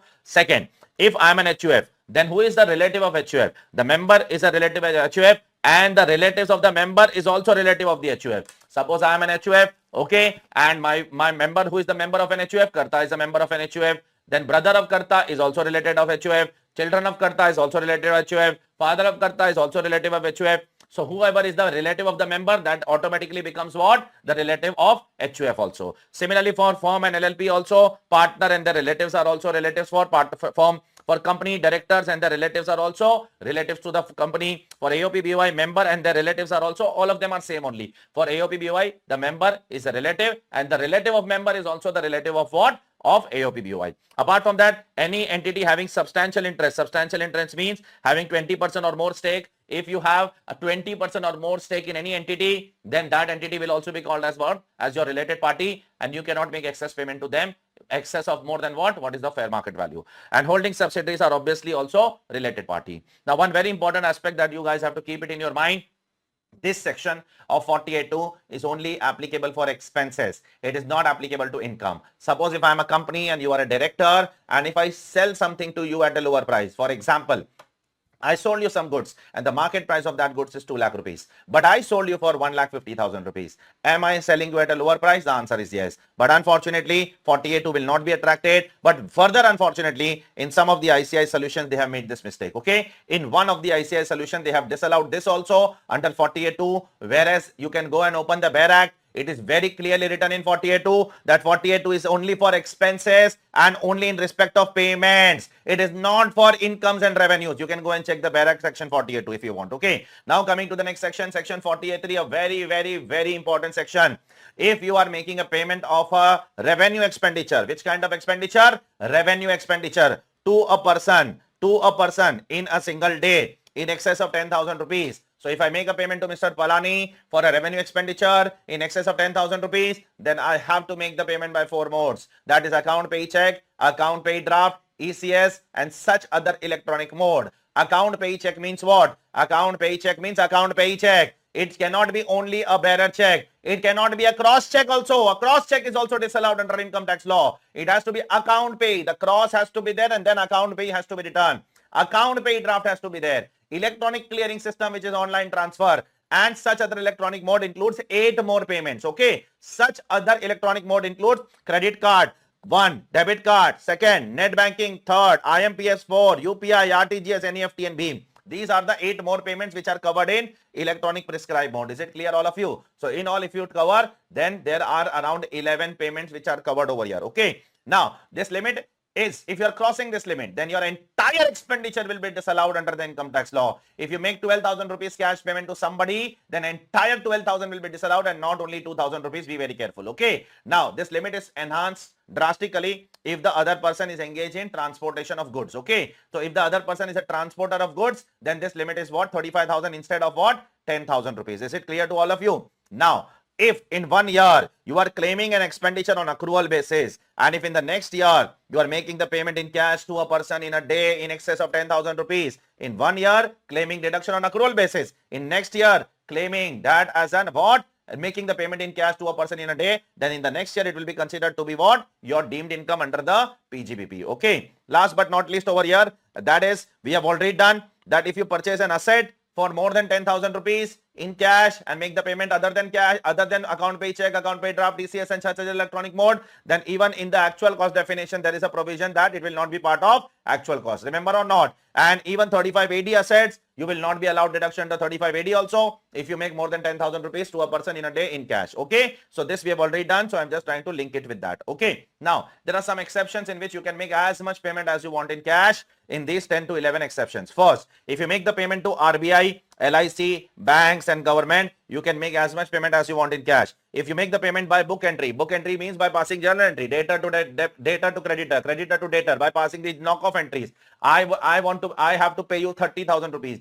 You have to pay me 30,000 rupees. So we are knocking it off in our books of account. That is book entries. You can do so. There is no issue in that. Okay. When you make the payment to producers of what? Producers of agriculture product, producers of forest product, producers of poultry product, producers of dairy product, producers of fish product, producers of livestock. Now the question which was raised in front of CBDT was, who are producers of fish product and what does fish products include? Fish products will include what? It will include all the marine products or only fish. So CBDT has given a clarification below. You can see fish and fish product would include all marine products like shrimp, prawns, cuttlefish, squids, crabs, lobsters, etc., etc., etc. All different kind of creatures which are there in the sea and the ocean and the lake and the rivers. Everything will be covered over here. Okay. Secondly, who are the producer of fish and fish product? It is the fisherman or the headman of the fisherman who sorts the catch of the fishes. It means anybody who is involved in catching the fishes will be considered to be fisherman, and fisherman does not include big bazaar or your supermarket, etc., etc. Those people are just a trader of fishes. Those people are not catching the fishes actually. Okay. Next one is a very important point. If you want to make a retirement benefit payment like PF, like VRS, like retrenchment compensation, here there is a limit. Here there is not unlimited benefit. Here you can make the payment up to how much? Up to 50,000 in cash. Beyond 50,000, if you make the payment in cash, the expenditure will be what? Disallowed under 48(3). Next, if you make a payment of salary to an employee who has posted to any other place, suppose the employee was in Mumbai and we have sent him outside Mumbai for some work for 15 days or more, or we have sent him on ship for 15 days or more other than his normal duty place, and his TDS is also deducted, and he does not have a bank account at the other place. Okay, wherever we are sending, he does not have a bank account at that place, so you can make the payment to him in cash. Remember, 15 days or more is very important. Less than 15 days, you cannot make the payment in cash. You are making a payment to a person to a payment in town or village where there is no banking facility. So if you are making a payment in a village or town where there is no banking facility, you can make the payment in cash as much as you want. Okay. Now, if you are making a payment to any agent who is required to make payment for you on behalf of you for the purpose of acquiring some goods or service on behalf of such person, then you can make the payment in cash. It's allowed. Like if you are making some payment to what? Payment to some consignment agent who is purchasing some goods and services on behalf of you and then supplying to the customer, then that is allowed. There is no harm in that. Now, if the payment is made by an authorized dealer, you are going to an authorized dealer to buy Indian currency, or you are going to an authorized dealer to buy foreign currency, so he can make the payment in cash. There is no harm in that. Okay. His business is to make the payment in cash to people here. To him, it is allowed. Okay. And last but not least, if you are buying some manufactured product from where? From a cottage industry. What kind of cottage industry? Which is a very small cottage industry which works without the aid of power. So if you buy from such cottage industry, then it is allowed. You can make as much payment as you want in cash. Is it clear? Next one, 48.2 and 48.3 we are going to interlink. Now, sometime it happens that you are breaking both the sections. I am making 1 lakh rupees payment in cash to Mr. Palani, and that payment is excess also and it is in cash also. Okay, the fair market value was only 60,000. I am making 1 lakh rupees payment to Mr. Palani, who is my brother, in cash. So first, what shall I do? I am violating what? 48.2 also because I am making excess payment to relative. I am violating 48.3 also because I am making more than 10,000 rupees in cash. What shall I do in such cases? In such cases, you have to follow the order of the law. First, apply 48.2 and disallow the excess payment, and then apply 48.3 and disallow what? The cash portion. Okay. And both the section will operate independently in the same case. Okay. Next one is also with respect to 48.3 only. Suppose I am supposed to buy some goods from Mr. Palani. I am a buyer, Mr. Palani is a seller, and we have entered into a contract that I will buy goods of rupees 1 lakh from Mr. Palani. We have entered into a contract, and in the contract Mr. Palani has written that I will make the payment in cash. Okay. Now, in the contract, it is very clearly written that I have to make the payment in cash. If I don't make the payment in cash, Mr. Palani will file a suit against me, will file a case against me in the court. Now, the day has come when I have to make the payment. Now, I know that if I make the payment in cash, my expenditure will be disallowed under PGBP 1 lakh rupees. Okay. So, I made the payment violating the contract. I violated the contract. And I made the payment in what? I made the payment in account paycheck. Can Mr. Palani send me to the jail? And the answer is no. This section will protect me from Mr. Palani. This section says that if you are making the payment in check to any person while violating the contract, no person can file a suit against you. Okay. This is a dangerous section which overrides all the taxation law and all the laws in this country. It's an overriding section. You can go and check the Bear Act if you want. 48.4 overrides all the taxation law, all the laws. Further, forget about taxation law. 48.4 overrides all the laws in this country. Whichever law is there in this country, everything is override by 48.4. Okay. Now coming to 48.7. Provision for payment of gratuity is what? Is disallowed. Okay. Now pay attention. What do I mean by this? It's a very simple thing. If you make a provision entry, it is disallowed. It means when you actually pay to the employee, it will be allowed on actual payment basis, not on provision basis. Okay. And last but not least, under section 40 capital A, 49, if you contribute anything to unrecognized provident fund, it is disallowed. It is disallowed. It is disallowed. If you want deduction, you should contribute to what? Recognized provident fund, for which you will get deduction under section 36(1). Is it clear to all of you till here? Please tell me. Now let's go ahead to the next part, and that is section 40 small a subclause 1. Now subclause 1 and subclause 1a are more or less same only except few changes. Okay. Now subclause 1 is for when you make the payment to non-residents, foreign company, and subclause 1a when you make the payment to what? To residents. Okay. It's very simple that when you make the payment to non-residents or residents, in many cases you are supposed to deduct TDS, and if you do not deduct the TDS and do not pay the TDS, your expenditure will be disallowed. Okay. Now what is the condition? When you make the payment to non-resident or foreign company, you have to check one more thing, that the payment which you are making is chargeable in the hands of that non-resident. Otherwise, it doesn't make sense to deduct TDS. Okay.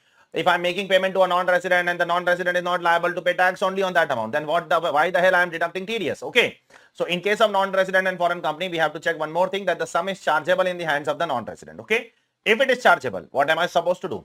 The first obligation is to deduct by 31st of March. By 31st of March, I have to deduct and then I have to pay by due date of filing of return. If I do not deduct by 31st of March, or if I do not pay by due date of filing of return, my 100% of the expenditure will be what? It will be disallowed. Be very careful. I have to deduct by 31st of March. If I do not deduct by 31st of March, if I deduct on 1st of April also now, then also I will be disallowed 100% in the current year. Deduction has to be made by 31st of March. Yeah, payment, that is a relaxation that you can make the payment till the due date of filing of return. It's okay. Okay. Previous year 23-24 is going on, correct? Deduction has to be made by 31st of March 2024. You don't have any option in that. If I deduct even one day late now, 1st April 2024, the expenditure will be 100% disallowed in the current year. Yes, it will be definitely allowed to you in the subsequent year. Okay. So two things you have to keep it in mind. Deduct by 31st March, pay by what? Due date of filing of return, you will get the deduction. If you violate any of the condition, then you can claim the deduction in the subsequent year whenever you will deduct or whenever you will what? Whenever you will pay. Okay. Now, one very important thing, once again, I would like to highlight to you all, as I've started with that discussion, that all the aforesaid sums must be taxable in the hands of the recipient. Otherwise, you should not deduct TDS. Now, sometime what happens when I'm making the payment to a non-resident, the non-resident's entire income is not taxable. His only proportion of income is taxable in India. In that case, what shall I do? In that case, it is your duty to make an application to the assessing officer to determine the appropriate portion on which TDS is deductible. And then the assessing officer will tell you. For example, I have made a payment of 5 lakh rupees to a non-resident.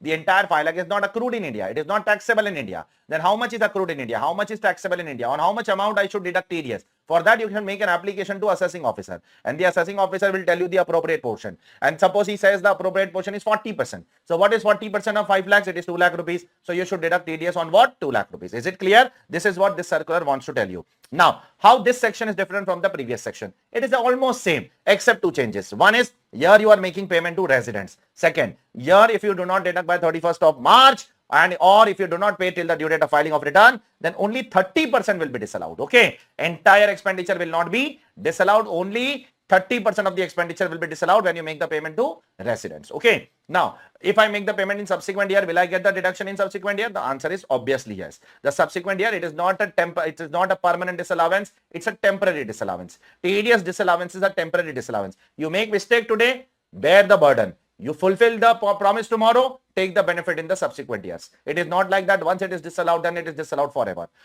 Now coming to some very important provisions, which is applicable for 40A1 also and 40A1A also. Be very careful with this. Generally what happens? I am a deductor, you are a deductee. I am a payer, you are a payee. I am making some payment to you.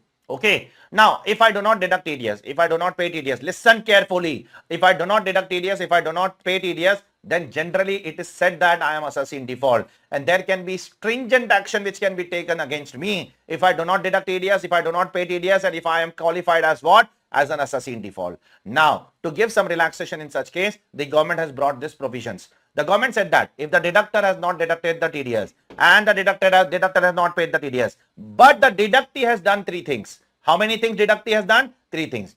Deductee has included that in his income. Deductee has paid the tax and deductee has filed the return.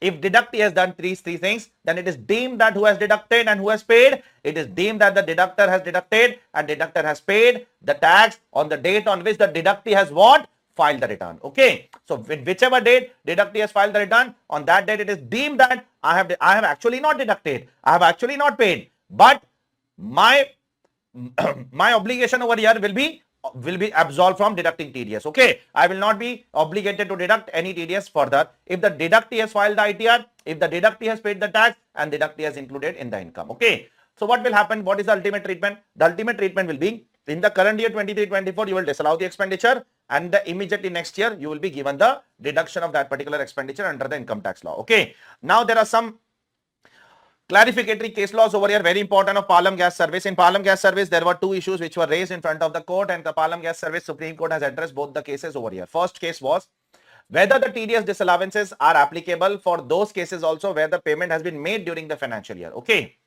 Suppose for April, I have made the payment in May. For May, I have made the payment in June. For June, I have made the payment in July to the other party. For March, I have not made the payment. For March, the payment is yet to be payable. So whether the TDS is applicable on the payment which is made during the year as well as on the payment which is yet to be made, or only on those items which are payable on 31st March. So the Supreme Court has held that no, TDS is applicable in both the cases. Whether you have made the payment to the other party or whether it is yet to be payable to the other party, it doesn't matter. TDS will be applicable in both the cases. The second issue which was raised over here was whether TDS is applicable to those assessees who follow cash system. We have two options, either to follow cash system or mercantile system. If I follow cash system, whether TDS will be applicable to me? And the answer is yes.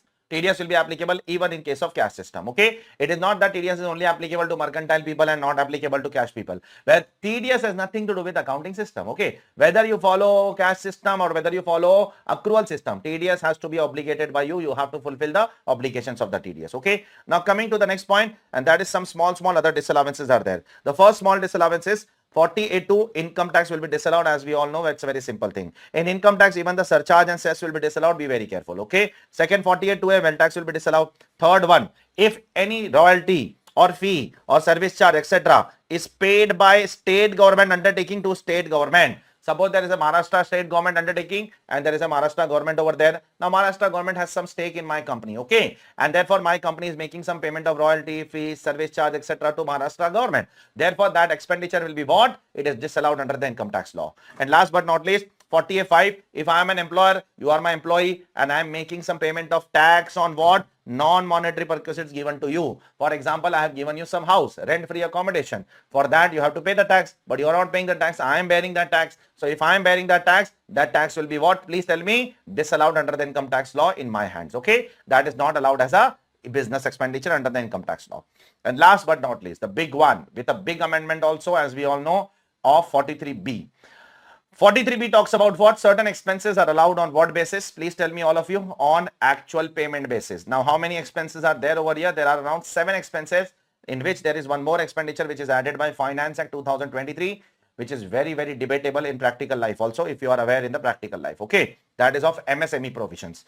But anyways, the government is supposed to withdraw that. Government is, people are saying that government will withdraw that, but yet no notification has come. So we have to study that. First of all, if you make any payment of taxes, duties, cess and fee, it will be allowed on actual payment basis. Okay. And you have to make the payment till which date? You have to make the payment till the due date of filing of return. Okay. You have to make the payment till the due date of filing of return under 139(1). You will get the deduction. Second, employer contribution to Provident fund, superannuation fund, gratuity fund, allowed on actual payment. And you have to make the payment till due date of filing of return. What about employee contribution? I have already told you, employee contribution is to be paid by 15th of the following month. Do you remember that or not? Please tell me all of you. Employee contribution has to be paid by 15th of the following month. You don't have so much time to pay the employee contribution. Third one, bonus and commission allowed on actual payment. Make the payment by due date of filing of return. Fourth one, if you take any loan from public financial institution or state financial corporation, then interest will be allowed on actual payment. If you take any loan from scheduled bank, then interest will be allowed on actual payment. If you take any loan from cooperative bank, then interest will be allowed on actual payment. If you take any loan from certain NBFCs which government may notify, they have not yet notified so far. Okay, so they are going to notify, yet they are not notified. So if you take loan from certain notified NBFCs, which I don't know who are those as of now. As of now, on the date of recording, I don't know. Okay, and anyways, it is not relevant for May 24. If for November 24 it is relevant, I will address you all. For May 24, the date of notification has gone now. Okay, 31st October was the last date. Okay, now you are not, so you should not be worried about what? About the new notifications. So if there is a notified NBFC, you have taken a loan from notified NBFC, you are making some payment of interest, then that interest will also be what? Disallowed if you don't make the payment on time. Okay. Leave salary will also be disallowed if you don't make the payment on time. Okay. And if you make the payment to Indian Railway, that will also be disallowed if you don't make the payment on time. Okay. Now, there are some things. Again, this section is not a permanent disallowance. It's a temporary disallowance. It is not that once disallowed, always disallowed. In the current year, if you don't make the payment till the due date of filing of return, don't worry. In the current year, it will be disallowed. But in the subsequent year, if you make the payment, it will be allowed in the subsequent year. Is it clear? I hope it is clear to all of you. Now, there are some small issues which I would like to address you all. First issue, I have to pay some tax liability to the state government, but I am not paying that tax liability. Instead, I am giving a bank guarantee to the government. Whether giving a bank guarantee will amount as actual payment? And the answer is no. Giving a bank guarantee does not mean you have made the payment. It is just an assurance that you will make the payment, and therefore that will not give you a deduction under what? Under section 43B. Okay.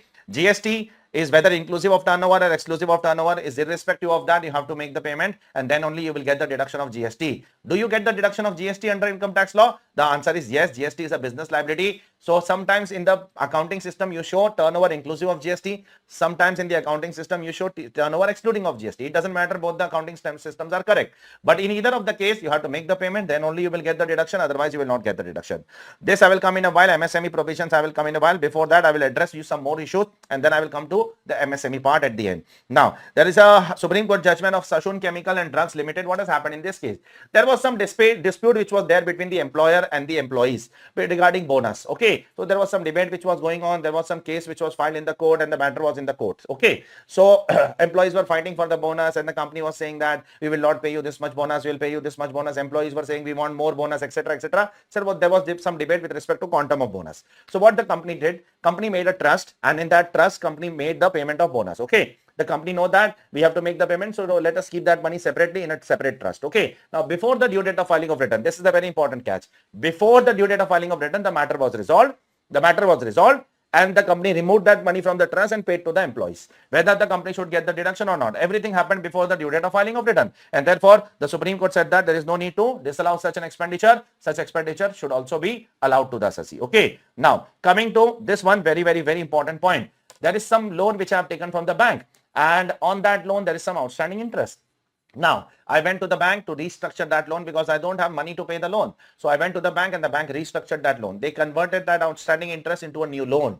So conversion of that outstanding interest into a new loan, or conversion that outstanding interest into a new bond, or conversion of that outstanding interest into a new security like debenture, does that amount to actual payment? And the answer is no. That does not amount to actual payment. Actual payment means it should reach to the pocket of the other person. Okay. Merely converting an outstanding interest into a new loan does not amount to actual payment. It will not be allowed as a deduction as per explanation 3C, 3CA, 3D to section 43B. But the CBDT has issued a circular around 17 years back, where they have said that when you will actually repay this loan to the bank or the financial institution, and that date you will be getting the deduction of that particular payment. Okay, on conversion of outstanding interest into a new loan, you will not get any deduction, but when you convert that, after converting, when you actually pay that loan to the bank, we will allow you the deduction as per this circular. Okay, don't worry about it. Now coming to the MSME provision. What is an MSME provision? In MSME, the government has given some benefits to micro and small enterprise. The benefit is only to micro and small enterprise. It is not given to medium enterprise. Be very careful. Medium enterprises are not given any benefit. Only the micro and small enterprises are given benefit. Okay. Now, who is a micro enterprise? Enterprise, if the enterprise is in the industrial business, that is, it is doing some business. Okay, like manufacturing, etc. And if the plant and machinery does not exceed 25 lakhs, then it is a micro enterprise. And if the enterprise is engaged in providing services, not business, but some kind of services, then the equipment does not exceed 10 lakh rupees, then that can be called as a micro enterprise. Who is a small enterprise? Small enterprise starts from where micro ends. Okay, wherever micro ends, the small starts. Okay, now investment in plant and machinery, if it exceeds 25 lakhs and up to 5 crore in case of industrial undertaking, industrial means who are engaged in manufacturing, then it can call itself as a micro enterprise. And equipment exceeds 10 lakh rupees but does not exceed 2 crore rupees in case of an enterprise, then it can be called as what? As a micro enterprise service industry. Okay. Now, what is the condition over here? Be very careful. Very important over here. The law says very clearly that make the payment. See what the 43B has to say. 43B says that make the payment as per MSME due date. Okay. If you make the payment as per what? MSME due date, then you will get the deduction on accrual basis. What basis? Accrual basis. But if you don't make the payment as per MSME due date, then you will get the deduction as per what? As per payment basis. Be very careful. So you have to find out the MSME due date. MSME due date you have to find out. If you are making the payment as per the MSME due date, then take the deduction accrual basis 23, 24, you will get the deduction of the expense. Okay. But if you are beyond the MSME due date, then you will get the deduction in the year in which you make the actual payment. Okay. Now, for that we need to find out the MSME due date. If there is an agreement between the buyer and the seller, okay, agreement between the buyer and the seller, then the due date has to be maximum 45 days. How much? Maximum 45 days. Suppose me and Palani has entered into an agreement and the due date is that I have said that I will make the payment in 30 days. Then the due date is 30 days. If I say I will make the payment in 40 days, then the due date is 40 days. If I say if I will make the payment in 70 days, then the due date will be 45 days. Okay. In 45 days, I have to make the payment. After 45 days, if I make the payment, then I will be allowed deduction on payment basis. And before 45 days, if I make the payment, then I will be allowed a deduction on what basis? On accrual basis. Okay. Now, second thing.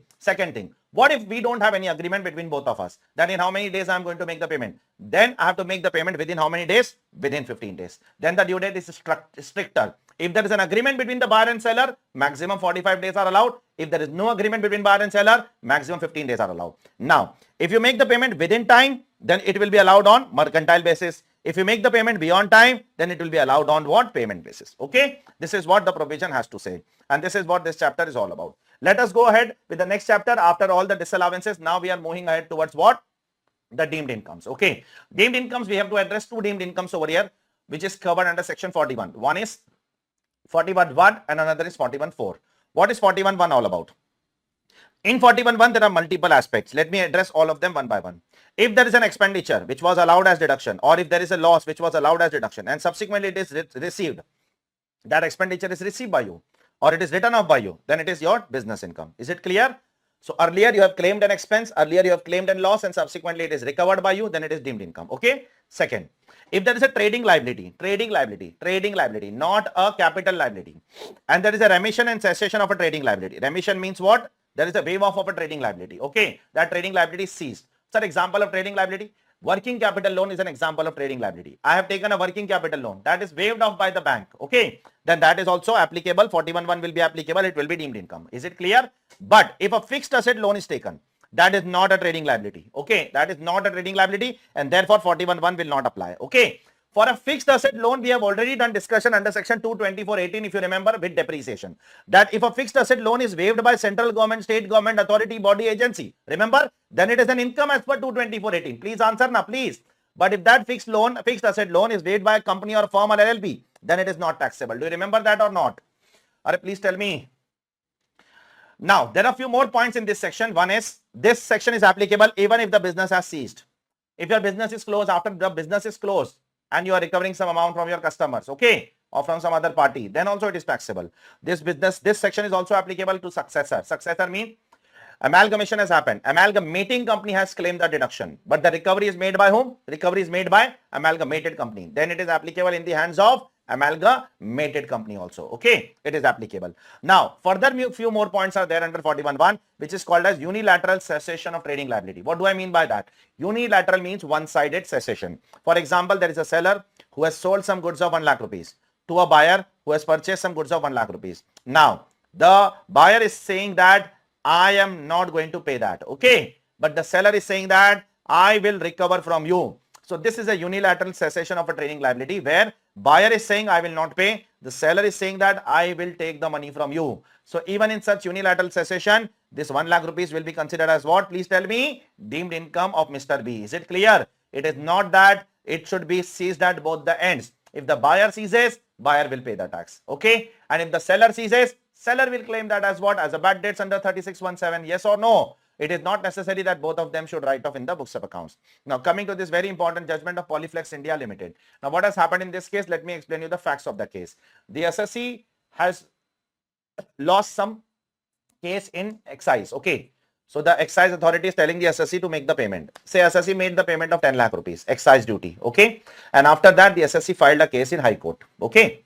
Now, when the SSC paid 10 lakh rupees of excise, so SSC took the deduction of 10 lakhs. Okay. Now the matter went to High Court. In the High Court, SSC won the case.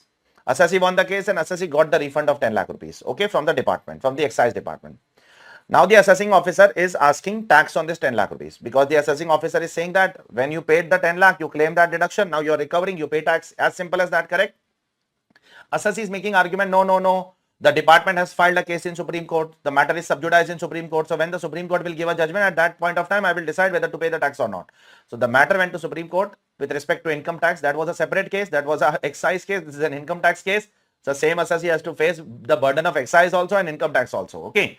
The matter went to Supreme Court and the Supreme Court said that the matter is sub judice in Supreme Court. It has nothing to do with what? Recovery of income. Okay. If you have recovered an expense, you have to pay a tax. The moment you have claimed an expenditure of 10 lakh rupees and the moment you have received that income from the department which has been credited to your bank account, then you have to pay the tax. Yes, if the court has passed an order but the government has not given you the money back, okay, they have just passed an order, the money is not received, then you don't pay the tax. But if you have received the money, you have to pay the tax irrespective of what the Supreme Court will say in future. Okay. Last but not least, just like recovery of expense, there is one more section like recovery of bad debts. If you have claimed any bad debts under section 36(1)(7) earlier and later on, it is what? Please tell me. It is recovered by you, then it will be taxable under what? 41(4). And there is one Supreme Court judgment which gives you great benefit, unlike the previous section 41(1). In 41(1), what used to happen? If the predecessor has claimed expenditure and if the successor has recovered, it was taxable, right? But as per the Supreme Court judgment, it is not taxable. If the predecessor has claimed bad debts and if the successor what? Recovers the bad debts, 41(4) will not be applicable. 41(1) is applicable, but 41(4) is not applicable. Apart from this, we have done lot of other sections under section 41, like 41(2), we have done balancing charge discussion in the chapter of depreciation. 41(3), scientific research assets we are selling, then it is deemed income. 41(4)(a), sector-wise deduction we have done, transfer to special reserve and then retransfer from reserve to P&L, then it is deemed income. Remember or not? All these things which we have already done in the previous chapters. 41(5) is the last section in the series of 41, which we'll be doing in the subsequent topics in the chapter of set off and carry forward. Okay. Now coming to some miscellaneous issues. The first miscellaneous issue over here is section 14A. What does 14A says that? 14A is a very simple section which says that if you incur any expense to earn an income which is exempt under section 10, then that expenditure will be what? Please tell me. Disallowed under the income tax law. Okay. So only the expenditure which is incurred to earn which income? Exempt income under section 10, that is disallowed. So if you incur any expense to earn an income which is deductible under chapter 6A, which is what? Which is not exempt under section 10, but which is deductible under chapter 6A, like profit link deduction, ATIA, ATIB, ATIC, ATID, then that expenditure will not be disallowed. 14A has been brought to only disallowed those expenditure which is incurred to earn exempt income under section 10 and not incomes which are deductible under chapter 6A. Be very careful. Now, how much expenditure will be disallowed? That depends upon whether the expenditure is directly relatable to the exempt income or whether the expenditure is indirectly relatable to the expenditure to the exempt income. If the expenditure is directly relatable to the exempt income, then it is fully disallowed. Okay. But if it is indirectly, for example, I have taken a loan for exclusively tax-free bonds, then that interest will be close your eyes and disallow that interest. Correct? If I have taken a loan exclusively for tax-free bond, then you don't have to think much. You directly disallow that particular interest. But if I have taken a loan which is general in nature, not specifically for tax-free bonds, but some portion will go for tax-free bonds, some portion will go for stocks, some portion will go to fixed assets, some portion will be there in bank and cash account, so on and so forth. In that case, what will happen? In that case, you have to follow this formula which is given over here.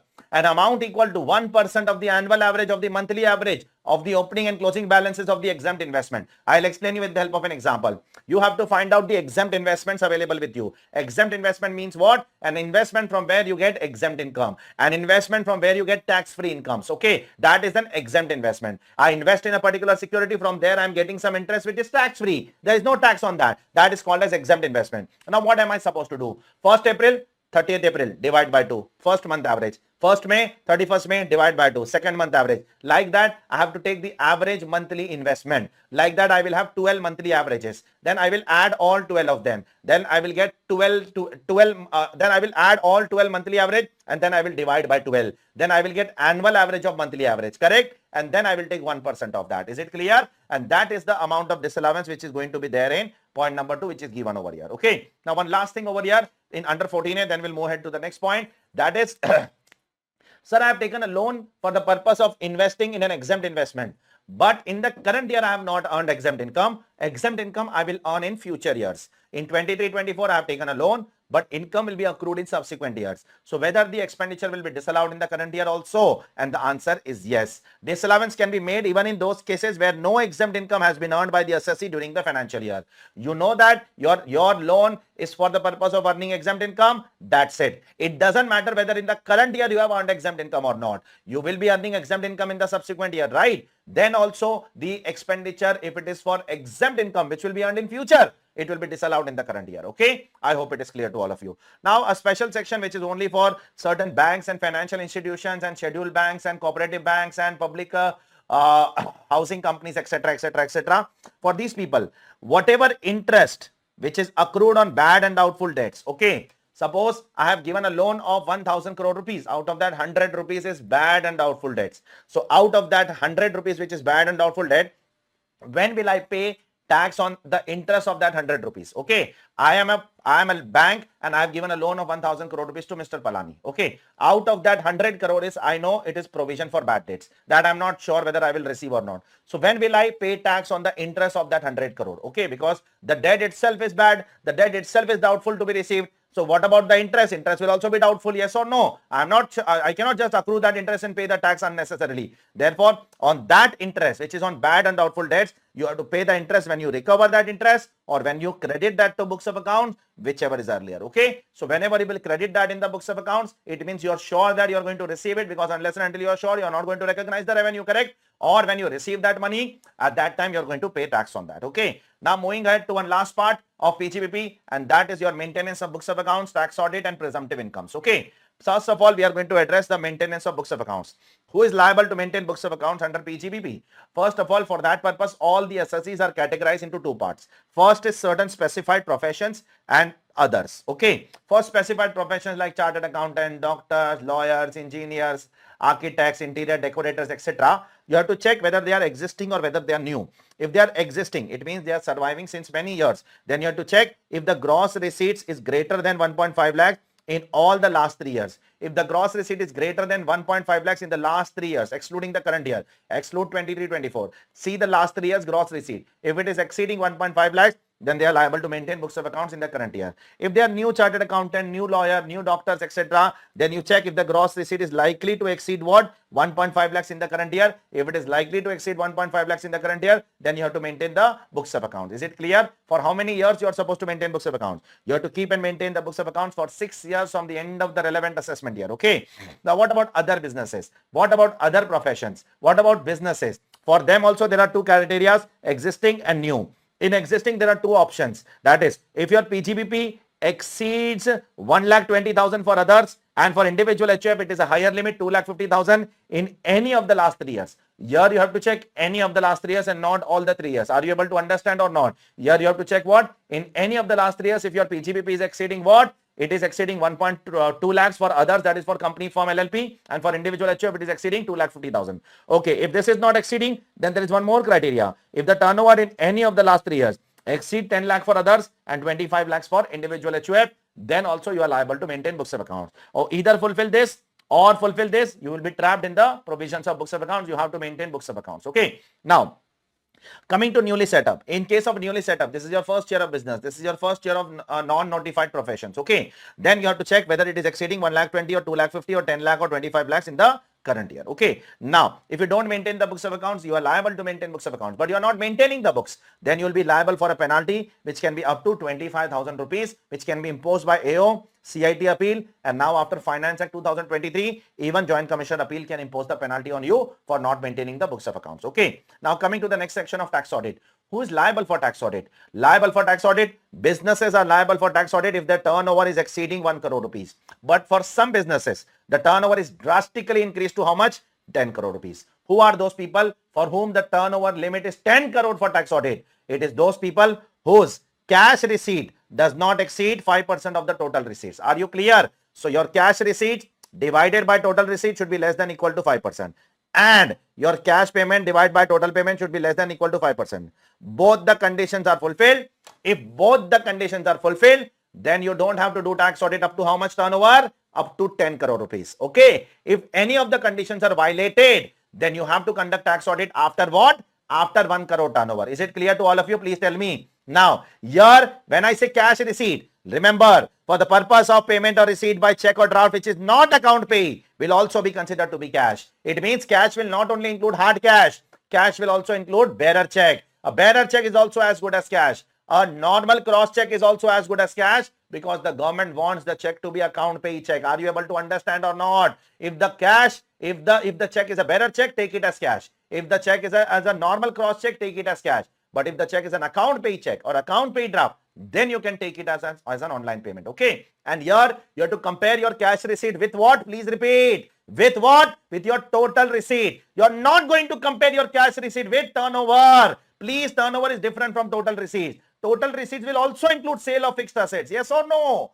Total receipts will also include any kind of receipts which has come to you. Are you clear or not? Cash receipt will be compared with the total receipts. Okay. Now, who is the second assessee? Profession. If you are doing profession, your gross turnover or gross receipt should exceed 50 lakh rupees. Okay. And the third one we'll talk in the next section when we'll be doing 4480 discussion. Okay. Don't worry. Now, what is the due date for tax audit? It is 1 month prior to the due date of filing of return. If your due date of filing of return is 31st October, you should conduct tax audit by 30th September. If you're transfer pricing assessee, then 30th November, conduct tax audit by 31st October. Is it clear? What is the penalty for not getting the tax audit done? It is 0.5% of turnover or 1,50,000, whichever is what?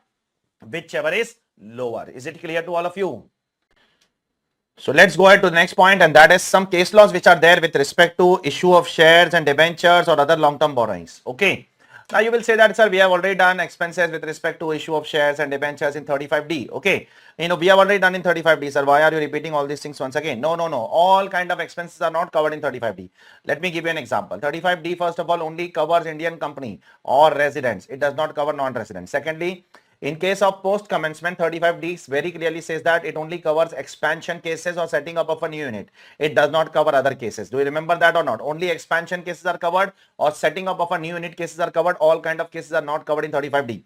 So if there are any other cases of 35D, then where it will cover? It will go as per these case laws. Now, I'll give you a thumb rule of these case laws. If your intention of incurring any expense, is to raise permanent capital in the business. If your intention is to raise permanent capital in your business, then that expenditure will be considered to be a capital expenditure. Hence, it is not allowed. Let me give you an example. In first example, you are paying some fees to ROC for increasing the authorized capital. Your intention is to raise permanent capital and therefore it is capital and hence it is not allowed. Okay. In second case, you are incurring some expenses with respect to what? Issue of share capital. Your intention is to increase the permanent capital and therefore it is not allowed. In third case, you are incurring some expenses for issue of bonus shares.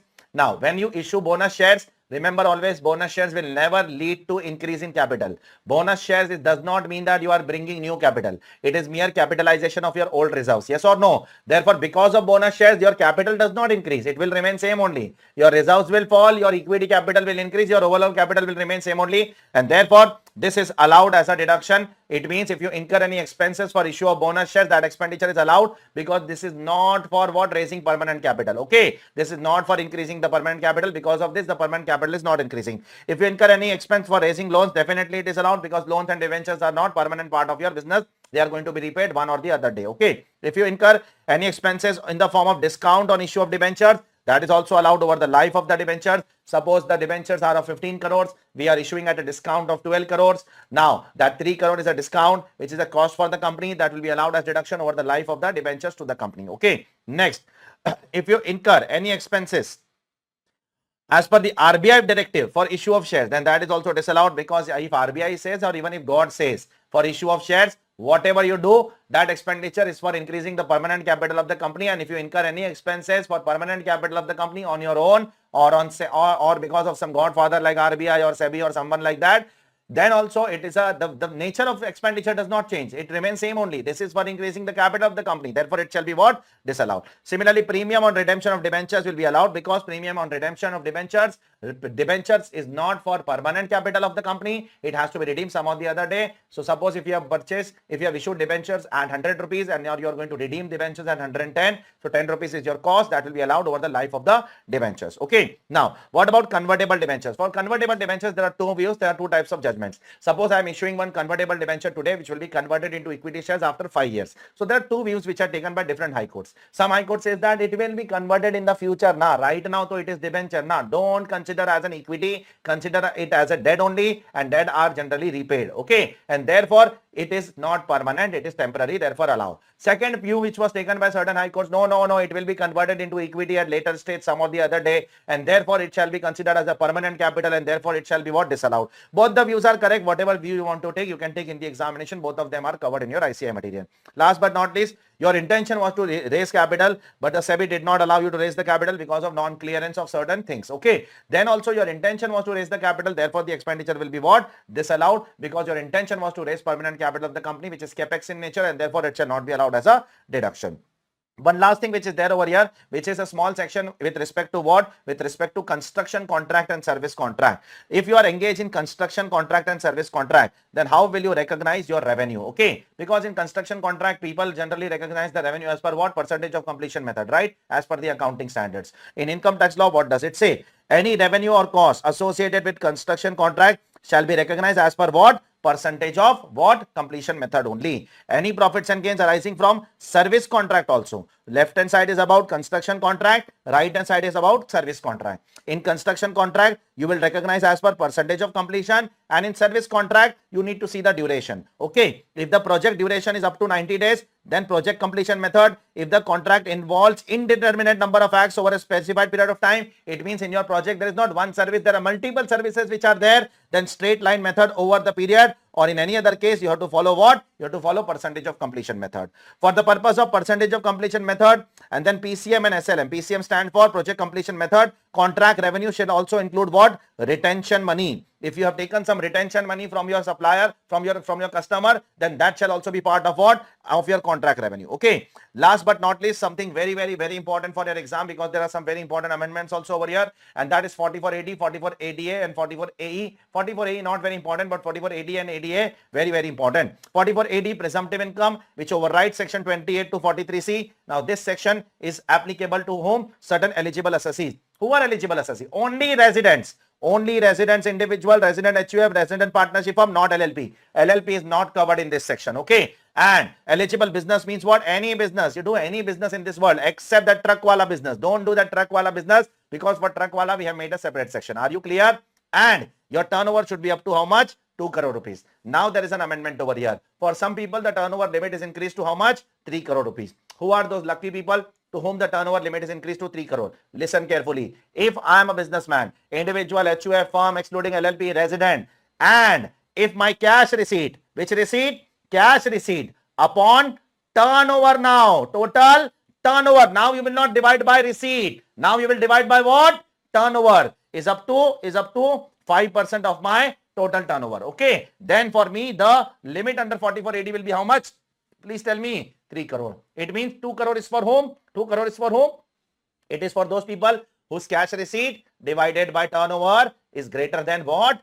5%. Okay. So if you take more cash, then the limit will fall. If you take less cash, then the limit will increase. Is it clear, all of you? So in the exam, you have to first find out the limit. Then you go out and jump towards what? The deemed income. Don't jump to the deemed income directly. First find out the limit of the assessee, whether the assessee is eligible for the tax, or he is eligible for 44AD or not. Okay. So for that purpose, you take the cash receipt divided by turnover. Don't take total receipt now. In 44AB, for determining the tax audit purpose, you have to take denominator as what? Total receipt. But here, the denominator has to be the turnover. Okay. Be very careful with this small point. Now, once you know that you are covered under this section, then your deemed income will be 8% of the turnover. Okay. But for some lucky people, it is 6% of the turnover. For whom it is 6% of the turnover. If you receive the money from the customer by 4 modes, and also by the due date of filing of return. If you receive the money in 4 modes till the due date of filing of return, then it is 6%. In all other cases, it is how much? It is 8%. Okay. Now, this section is not applicable to certain people. Let me tell you who all are not covered under this section. If you are claiming any profit link deduction like 10AA, ATIA, ATIB, ATIC, ATID, then this section is not available for you. Profit link deduction cannot come over here. Okay. Secondly, if you are engaged in any profession, this section is not available for you. If you are engaged in the business of earning commission or brokerage or agency business, this section is not available for you. Okay. This section is not available for you. Now, once this section is available, what are the advantages and disadvantages? Let me tell you. No PGBP disallowance will apply to you. Okay. No PGBP disallowance. No PGBP deductions will be available to you. Okay. Therefore, WDV of the asset will be calculated normally. Why, sir? Because this section overrides section 28 to 44. If it overrides section 28 to 44, then the PGBP does not have any relevance now. Entire PGBP is overridden. What about chapter 6A? Chapter 6A is not overridden. Chapter 6A you can claim. Okay. What about UAD? UAD is overridden because UAD also comes under 28 to 44. Yes, section 32. Therefore, UAD shall not be allowed to you. What about business loss? Business loss is not overridden. That is covered in section 72. That will be allowed to you. Are you able to understand or not all these things? Please tell me. Sir, what about the deduction of remuneration, salary, interest to partners? That is not allowed under this section. Okay, that is also not allowed. Remuneration to partners for partnership firm, remuneration to partners, interest to partners, bonus to partners, not allowed under this section also. Listen carefully, I am doing interlinking. It is not allowed under the next section also, 44 ADA, but it is allowed under the third section, 44 AE. The truck wala section, remuneration and interest to partners is allowed, but here it is not allowed. Okay.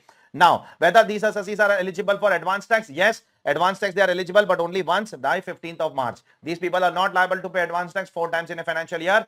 Next section also only once, that is 44 ADA also only once. But when I come to 44 AE, which section? That truck wala, I have to pay 4 times advance tax. Is it clear? So I have done that interlinking over here itself. One last thing, very dangerous point. Once you claim 44 AD, then you have to follow 44 AD for the next 5 years. Now, in between, in the next 1 or 2 years, 3 years, you are saying that I don't want to follow 44 AD. In the third year, you say that I don't want to follow 44 AD. Can you take an exit? Yes, you can take an exit. Yes, you can take an exit, but with a consequence. What is the consequence? For another 5 years, you will not be allowed to come back to 44 AD. Okay. And for another 5 years, you have to maintain books of accounts mandatorily, and you also have to conduct tax audit mandatorily as per 44 AB. That is the cost you have to bear for going out of what? Going out of 44 AD in 5 years. Okay. So this is what this section is all about. Let's come to section 44 ADA. 44 ADA is available to certain specified professions. Who are those lucky professions, sir? Legal profession, medical profession, engineering, architecture, accountancy, technical consultancy, interior decoration, authorized representative, film artist, company secretary, and IT professionals. These are the special professions which are covered under section 44 ADA. Now, what is the turnover limit over here? The turnover limit over here is 50 lakhs. But here also, just like 44 AD, the limit is increased to 75 lakhs. For whom? Whose cash receipt divided by what? The total turnover or gross receipt does not exceed how much? 5%. For them, it is 75 lakhs. And for others, it is how much? Please tell me. For others, it is only 50 lakh rupees. Is it clear, all of you? What is the deemed income over here? The deemed income is flat 50% of gross receipt. That's it. Now, this section is available only to individual and partnership firm. This is not even available to HUF. Be very careful. This is not even available to what? LLP. Only individual and partnership firm. Both of them have to be resident. Here, there is no restriction of 5 years. In this year, you like this section, you be in this section. In next year, you don't like this section, don't be in this section. That is absolutely your choice. There is no restriction of 5 years that you have to follow this section for 5 years. Advance tax here also only once in what? Once in a financial year, that is by 15th of March, not like the previous section. Rest all things are same as 44 AD. When I say same as 44 AD, you will not get PGBP deductions. You will not be disallowed with PGBP disallowances. You will not be getting UID deduction. Brought for loss you can claim. And you can also claim what? Please tell me. You can also claim Chapter 6 deductions. Along with that, you will not get the deduction of salary, remuneration, interest given to what? Partners by the partnership firm under 40B. Okay. And one last thing over here is 44 AE. Now, the beauty of this section is this is available fortunately to all assessees, individual, HUF, firm, company, LLP, this, that, everybody is covered over here. Whether you are resident or whether you are non-resident, it doesn't matter. Everybody is covered over here, okay? Unlike the previous two sections. Previous two sections were only available to residents. Yes or no? This section is available to every kind of assessee. But the only condition over here is you should not own more than 10 goods carriage at any time during the previous year. And if I make a payment to such person, listen carefully, I am trying to interlink with TDS. If you are 44 AE assessee, and if I make a payment to you under 194C, contract payment, correct? And if you give me a PAN, and if you give me a declaration that you don't own more than 10 goods carriage, then 194C is not applicable to payer. Do you remember that? 194C is not applicable to the payer. That also I have written in the bracket. You can check it over here. Okay. Now, what is the deemed income over here? That depends upon the weight of the vehicle. If the vehicle is what? If the vehicle is heavy, then the deemed income is different. If the vehicle is light, then the deemed income is different. What is heavy? What is light, sir? The heavy and light is defined over here. If the gross vehicle weight is more than 12,000 kg, it is heavy. It means that if it is up to 12,000 kg, it can be called itself as what? As light vehicle. Okay. This is what the definition of light and heavy is all about. Now, what is the deemed income for light vehicle? The deemed income for light vehicle is 7,500 per month.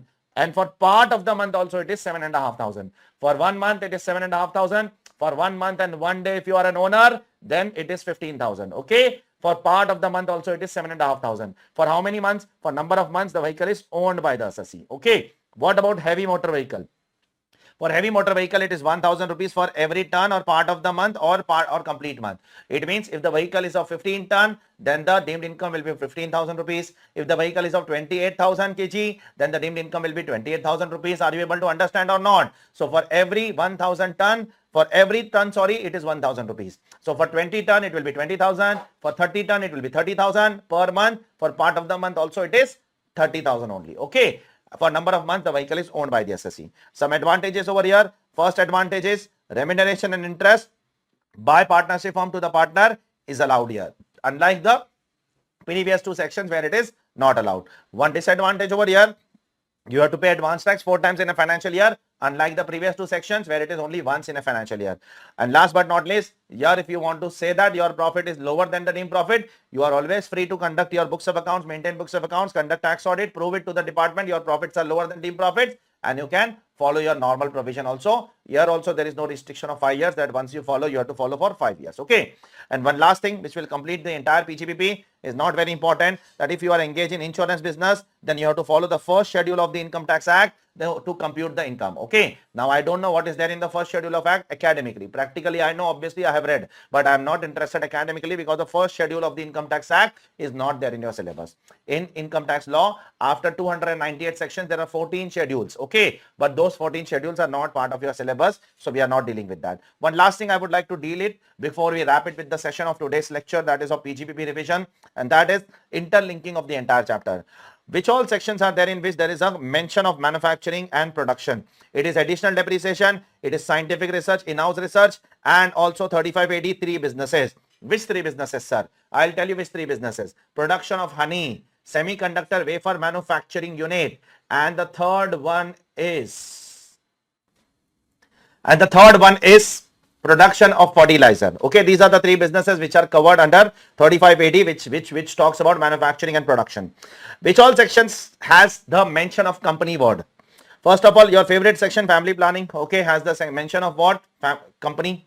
Second, in-house scientific research, which was there above also, there also company word is there.